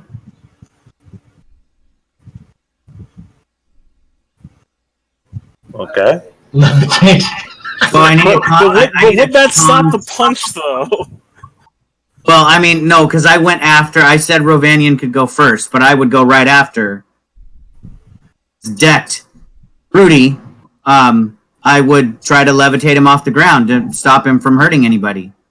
But if he makes his con save, then he does not get levitated. I assume you're unwilling. Okay, yeah, so nothing happens. Are So you I would- unwilling, I would- or are you wondering why Zirak is trying to levitate you? Well, I feel magic going over me. I don't really want it. I don't understand why. I was just trying to clear Rudy's head, and I put my arms down once I socked him one time. I didn't pursue or anything after that. Okay, yeah, all I saw was Rudy go flying and like blood shower out of her fucking face because I you did didn't- so much damage I that you didn't- probably broke her jaw in 16 places. Like, So it's pretty I bad. would- It's pretty bad. Yeah, It I looks mean, like an you eye had is a probably problem. dangling out of the side of her socket with the I punch. will admit I did not mean to hit that hard. I just I didn't mean to hit you that hard. I didn't mean to like dislocate your jaw in 17 places. But some just- unnatural anger has been Yeah. getting all over us. So, Mark, I would actually spur my horse and ride 60 feet away from the group, Okay. and I'll Gotcha. stay there. I tell Garshel to stay close to Zurek to make sure he stays safe, and I'm gonna. Oh, yeah, that's Garshel's turn. Sorry. Okay. Elise. He just fucking punched a woman. Mark, what's Yeah. the D20 roll for? I'm gonna go fly 30 feet up away because she's like, nope, I'm not getting punched. Nope, fuck you, I'm not getting punched. It's Okay. not happening. So Not happening. no anger. You're not playing into the anger then? She's kind of having a little. She's a little shocked and a little angry, but not sure because she knows she can't take on a barbarian, so she's not gonna even try. Okay, so She's no, terrified. She doesn't want to end up with a broken jaw. if Marcy's not going to play into the anger aspect, we're just going to get out of initiative. You guys are I'll rush looking. over afterwards. You guys are looking at I'll rush Rudy over to check knocked out on the Rudy. ground, bleeding out of her ears, Touch her her! mouth, and her nose. No, I'm gonna run over to Rudy now that I did that. I was trying to knock the rage out of her, just like I got the rage knocked out of me, and Yeah, I will but give her Valeria my. did the same. Her left eye Oh, you looks definitely like scared a the piss giant out of clam, Louise. swollen shut. Her face is black and purple and green. You think one of her cheekbones has been shattered and sunken into her face. That was a lot of damage from a punch. Yes, I am so very sorry. I was just trying to knock the anger out of us. Let's get out of this area. I feel like there's something here that is making you guys go nuts. There's a reason why there's no life here. You guys, shut up, Thalion. You're not angry anymore. Derek, you're not angry anymore. Darn it, I wanted to be angry again. You're not angry. Cycle all over again. You're not. It was. I it could was just feel calm emotion. It was a but I won't. strange. While Rudy is knocked out, I feel terrible about the much damage I did. I'll pick her up and carry her while we're walking. Feeling weird. Do I get 10 hit points? 10. Rudy, Yeah. you're back up. Your face hurts. For some reason, Rovanian is carrying you. Still angry. No, you're not. You're dizzy. So you're out. Okay. You're dizzy. No, I want. lightheaded. But for some reason, he's carrying you like a princess. You kind of blush a little bit. Whatever the fuck is going on. Can Rudy blush? Rudy can blush. I mean, most of the damage, like most of the major damage, was knitted up. Although your face does fucking hurt. I mean, the bones healed, yeah, but the nerves are still on fire. I mean, 10 points of healing from that much damage isn't going to fully replace She or repair is a everything human at once. after all. I mean, No, she's probably wearing makeup too, so. well, what I meant by the blushing because he punched her in the face. I didn't know if her face being all swollen and black and she blushed. No, the magical healing took most of the damage away. Okay. The bruising is still there, but It's I mean, so there's an funny. entire half. There's an entire half of her face that isn't damaged. So maybe that half's. That was a fun little thing though. Yeah. I'm gonna Gentlemen, you walk up to your new employees and just slap each one, smack, smack, smack, and they all sort of like, why did you hit me? What's like? It's weird. This is like the first time where you actually could turn Fey benefit against us. Like they made my say. I'm Like going I to wanted go to fail that save and I didn't. You wanted to fail it, but something was riling you up to the point to where you were trying to fight off this calming sensation. I am going to offer a hand to Elisa. She's like, you can come down. I think it's fine. I don't know what just happened, but We'll just say at least you don't know why you're flying right now, as you're coming to. Nope. And I don't know why I suddenly felt a little fear. But she's like, wait, why was I? What? I want to glance around to see if I noticed something that might have been the source of this as I'm trying to urge everyone forward. I mean, Probably you see a really? waterfall. You see a waterfall. You see a cave, a couple caves, and this lake, and just It's this area. no sound. A couple of Are rocks, three- falling here and there, but that's about. our 3 followers still arguing? No, Drummond went over and slapped them. Oh, okay. Three Stooges style. So everyone, let's move forward. I'm not sure if it's this area or if there's something lingering deep in those caves that might have triggered whatever was happening to all of you. Oh, you know, I forgot I had The a we move temporary hit forward point. away from the waterfall and those caves, the better. Did the temporary hit points stick around all this time, or are they already gone? Those temporary hit points we got. Rudy definitely doesn't have any temp hit points left. I never Oh, got no. that I in the said we first keep place. them until they're gone. Okay, So, I get to heal myself back up and take those away then. I mean, did you manage? How many temp hit points did you roll for? I had 5, so I lost them all, but I get myself 5 hit points back. That's what I'm doing right now. You took 9, however damage. So you took from me. 9. So you lose 5. Yeah, so I'm So 63 you out of lose your 67. temp hit points and minus 4. Yeah, that's what I was doing. Okay. I forgot I had those. I made a very loud boom, by the way, guys. Yeah, You did do that. don't. You don't know that. I don't remember it. I don't You remember don't doing remember it. I- Rovanian doesn't remember it. Elise doesn't. The rest of you do. Thalion, you do.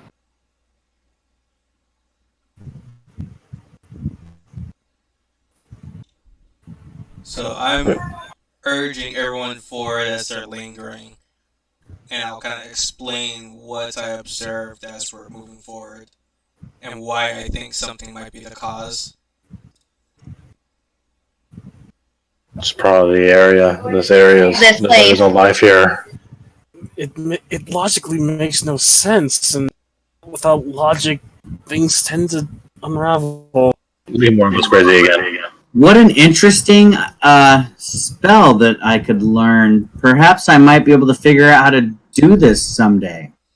If you dare learn that and use it on me, I swear to you, Zarek, I will shove that book down your throat.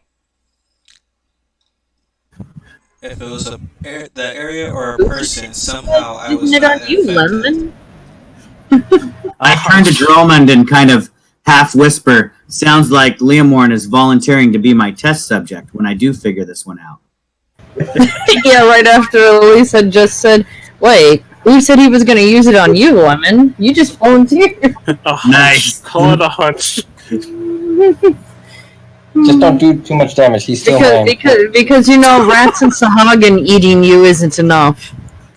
You gotta volunteer for magic testing too. You guys begin to march through again. The further and further and further you go, the more agitated and angry and resentful you feel.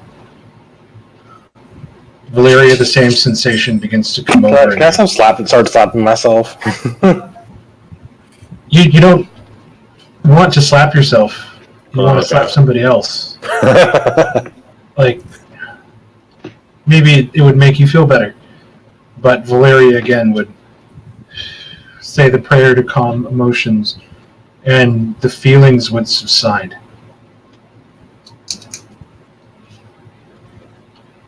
To get to the base of the mountains on the other side, are you guys doing anything along the way?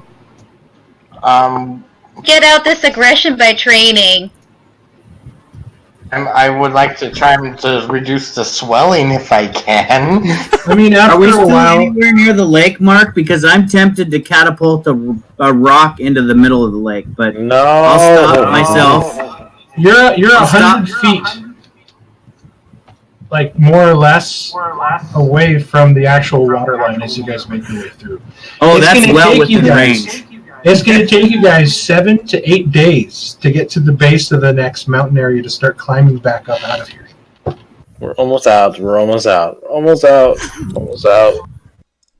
just You guys leading don't know them. what Xerox thinking. I'm just No, I'm leading saying them that. with the I'm just damage chanting done. almost out. Mark, I start casually letting my horse slow down so that the rest of the party can just kind of pass me, so that I end up at the end of the line. Oh, those of you that lost your temporary hit points, you also lose your +5 to passive perception. Oh, darn. I thought it was permanent. What?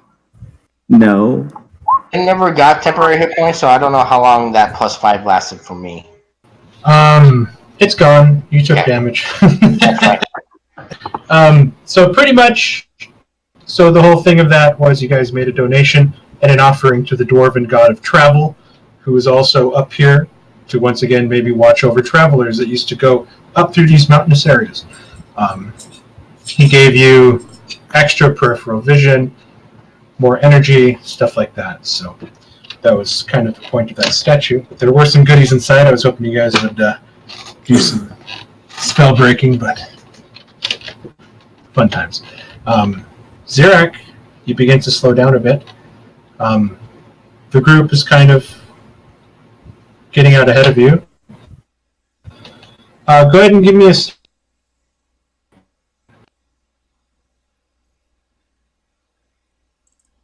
Sorry, you cut out, or I cut out, or something. I heard. Go ahead and give me a. Yeah, no, Stop. I actually got that too. A what check? Stealth. Oh,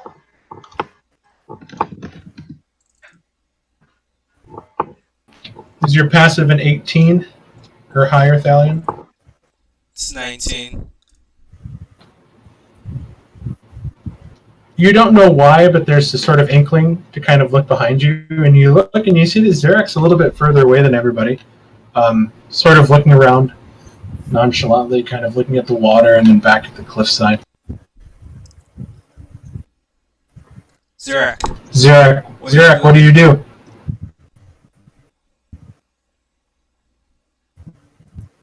Oh, nothing. I just Ophelia's leg was twitching, and I just thought I'd slow down and let Ophelia, an easier pace.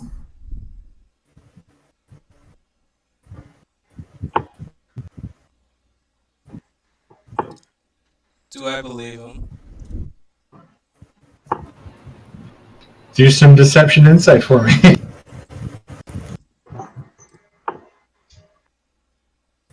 Roll Zirac. Oh, There's some sense to it. It's I reach weird. back and kind of start massaging the back right leg of Ophelia a bit as I tell this wonderfully crafted lie. It's Don't kind of worry weird about that me, Dalian. I'll be right behind you. it's kind of weird that he wouldn't call out to be like, "Hey, let's have a short rest." Let the horses rest. Her leg's not feeling good. But maybe there's some logic to it that maybe he too wants to get through as quickly as possible and just doesn't want to try to slow the group down. Just don't slow down too much. We don't want to lose you. Oh, you have my word. So, Mark, my intention is when we get to a point in the path where it looks like we're about ready to head up the mountain and away from this lake, I want to be at the back of the group. I want to lift up a stone and toss it into the lake as we're riding away with catapult. That's my intention. But if So something changes, at the base of the next switchback, going back up, yeah, you're gonna launch a stone. because catapult has a pretty long range, so I would do a.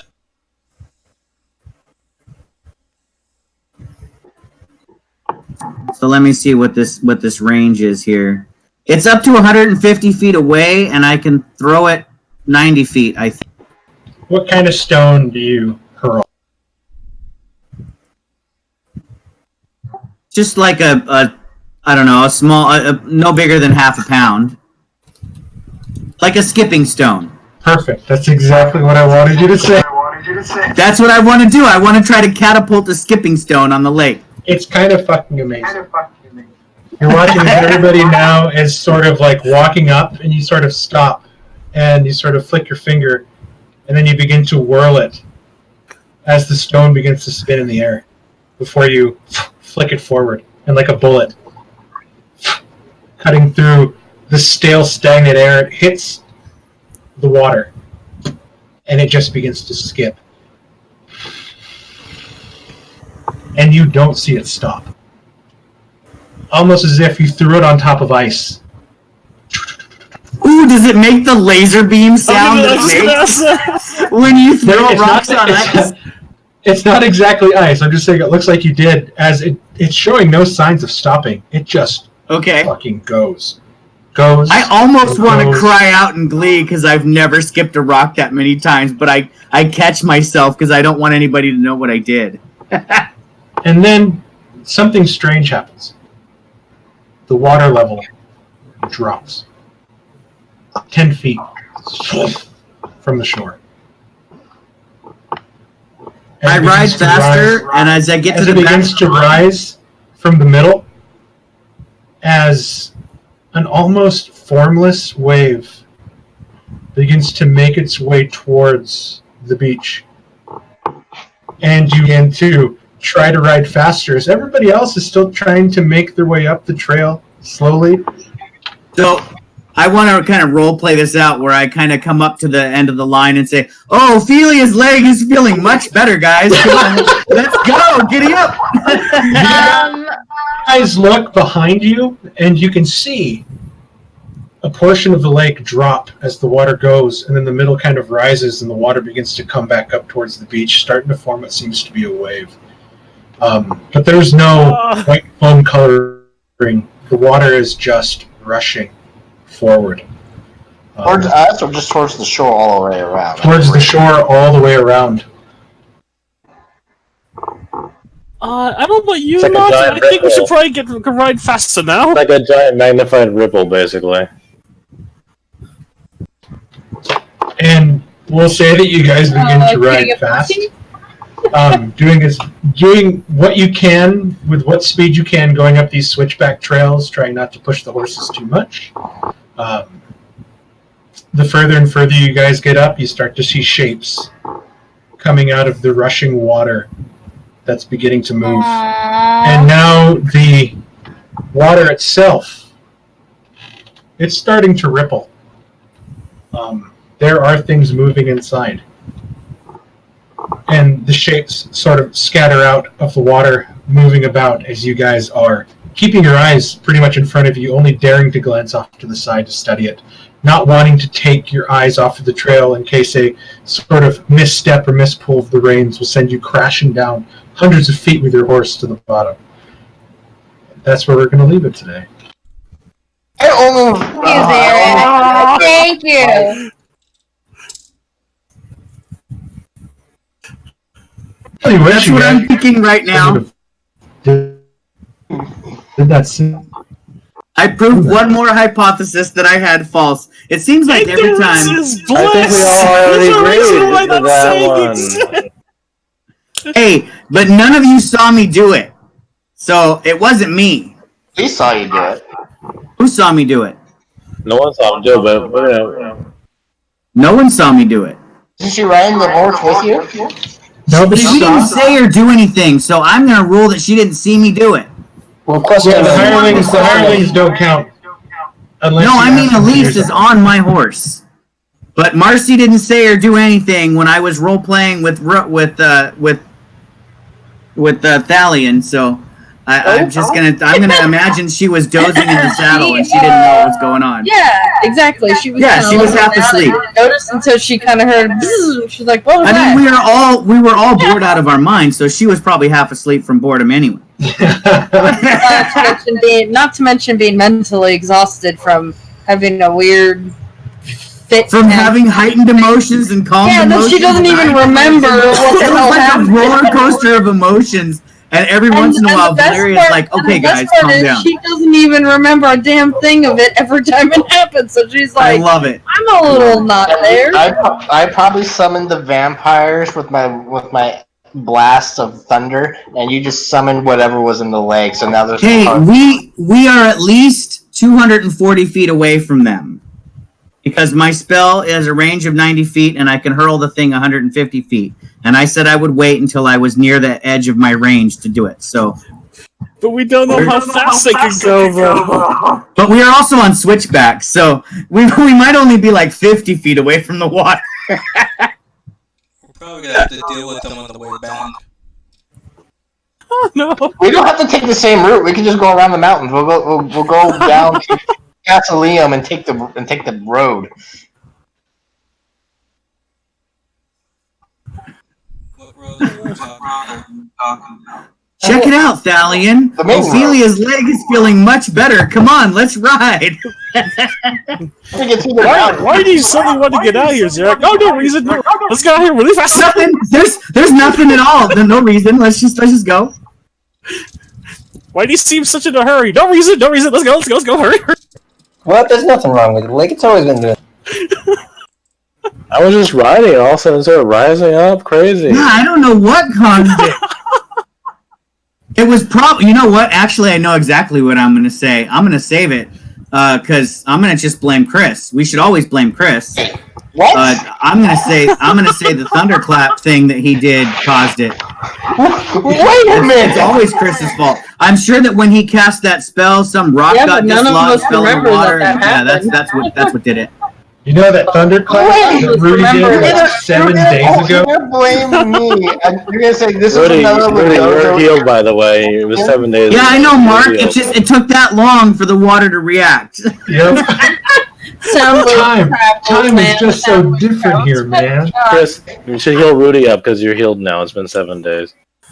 Well, I don't know. Am I at full health, Mark? Yeah, you guys have had some long rests along the beach. Okay. So, I mean, there's still some discoloration in the skin, but nothing a little bit of her makeup application won't be able to hide. I totally did not mean to go that hard. But when Jeremy comes back, There was no situation in this. There was no me playing my character. I cannot be the blame for this. yeah, then when Jeremy comes back, he's going to know that Rudy has a pretty gnarly scar on her cheek. Oh. Scar? Yeah. He punched you with his fist, and his fist Yeah, you exploded kind in of radiant split her damage. face open. It's like getting hit in your bare skin in your face with like a 100-mile-per-hour fastball. It's like a velocity cut that just opens up and splits from a punch that you see in MMA all the time. It was pretty brutal. He's a strong person, and he fucking crit that, which was kind of amazing. So she does have a scar. She doesn't know how she got it. I don't know if you guys have the heart to tell her how she got it, but she now has a scar. She doesn't know how it got. That's why Elise went flying upward, because she's like, yeah, no, I'm not getting punched like that. I've already been punched and whipped in the face enough. Pseudopod reference. I That was probably good. would have apologized immensely like that night. So Only one problem with that, Xerac. This is a fantasy base. This is But a you fantasy didn't have a world. scar ointment that eliminates scars, eh, Rudy? Hey, you know the saying chicks dig scars? They didn't say that wasn't the same for dudes. I mean, maybe her neck was broken, Xerac, and the healing magic helped. I think that's appropriate. Yeah. I think she's at least got a sprained spine or some shit like that because Rovanian hit that person really hard. For me, I just picture like the Rocky shot, the slow motion punch. Yeah, Incredible. that was a Russian knocking Apollo out dead.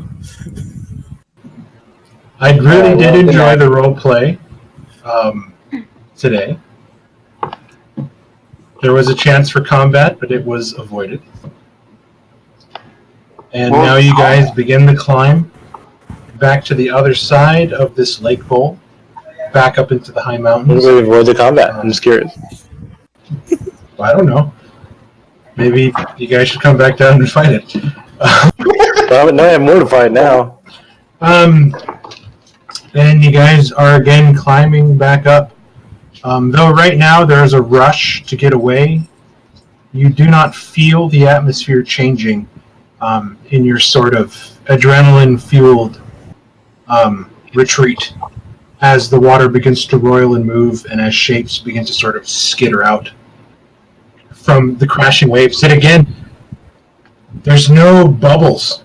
There's no foam. There's no white caps in these waves coming. It is like watching oil glug and glug and glug, but it is clear and crystal. It is strange. Maybe the water's not water. Maybe it's slime from a creature.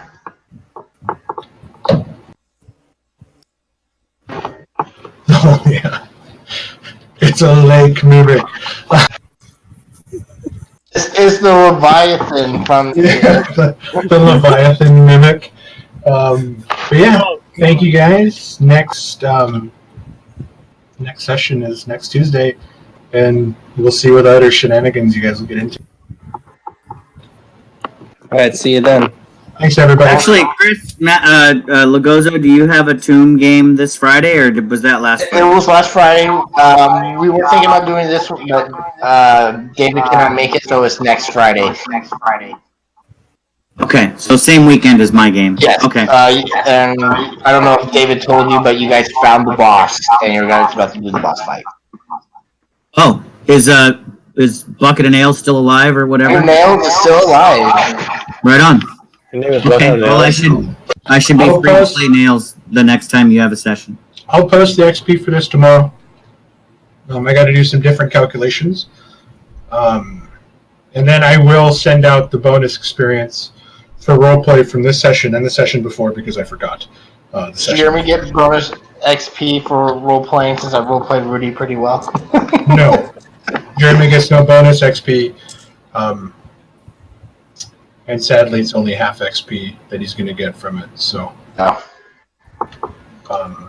but yes, I will post all that stuff. 2 days worth of RPXP I'll send out in Messenger. And then we'll just go. Thank you, everybody. Have a good night. Thank you. Have a good night. Later on. You too. Have a good night, everybody. Bye. Later.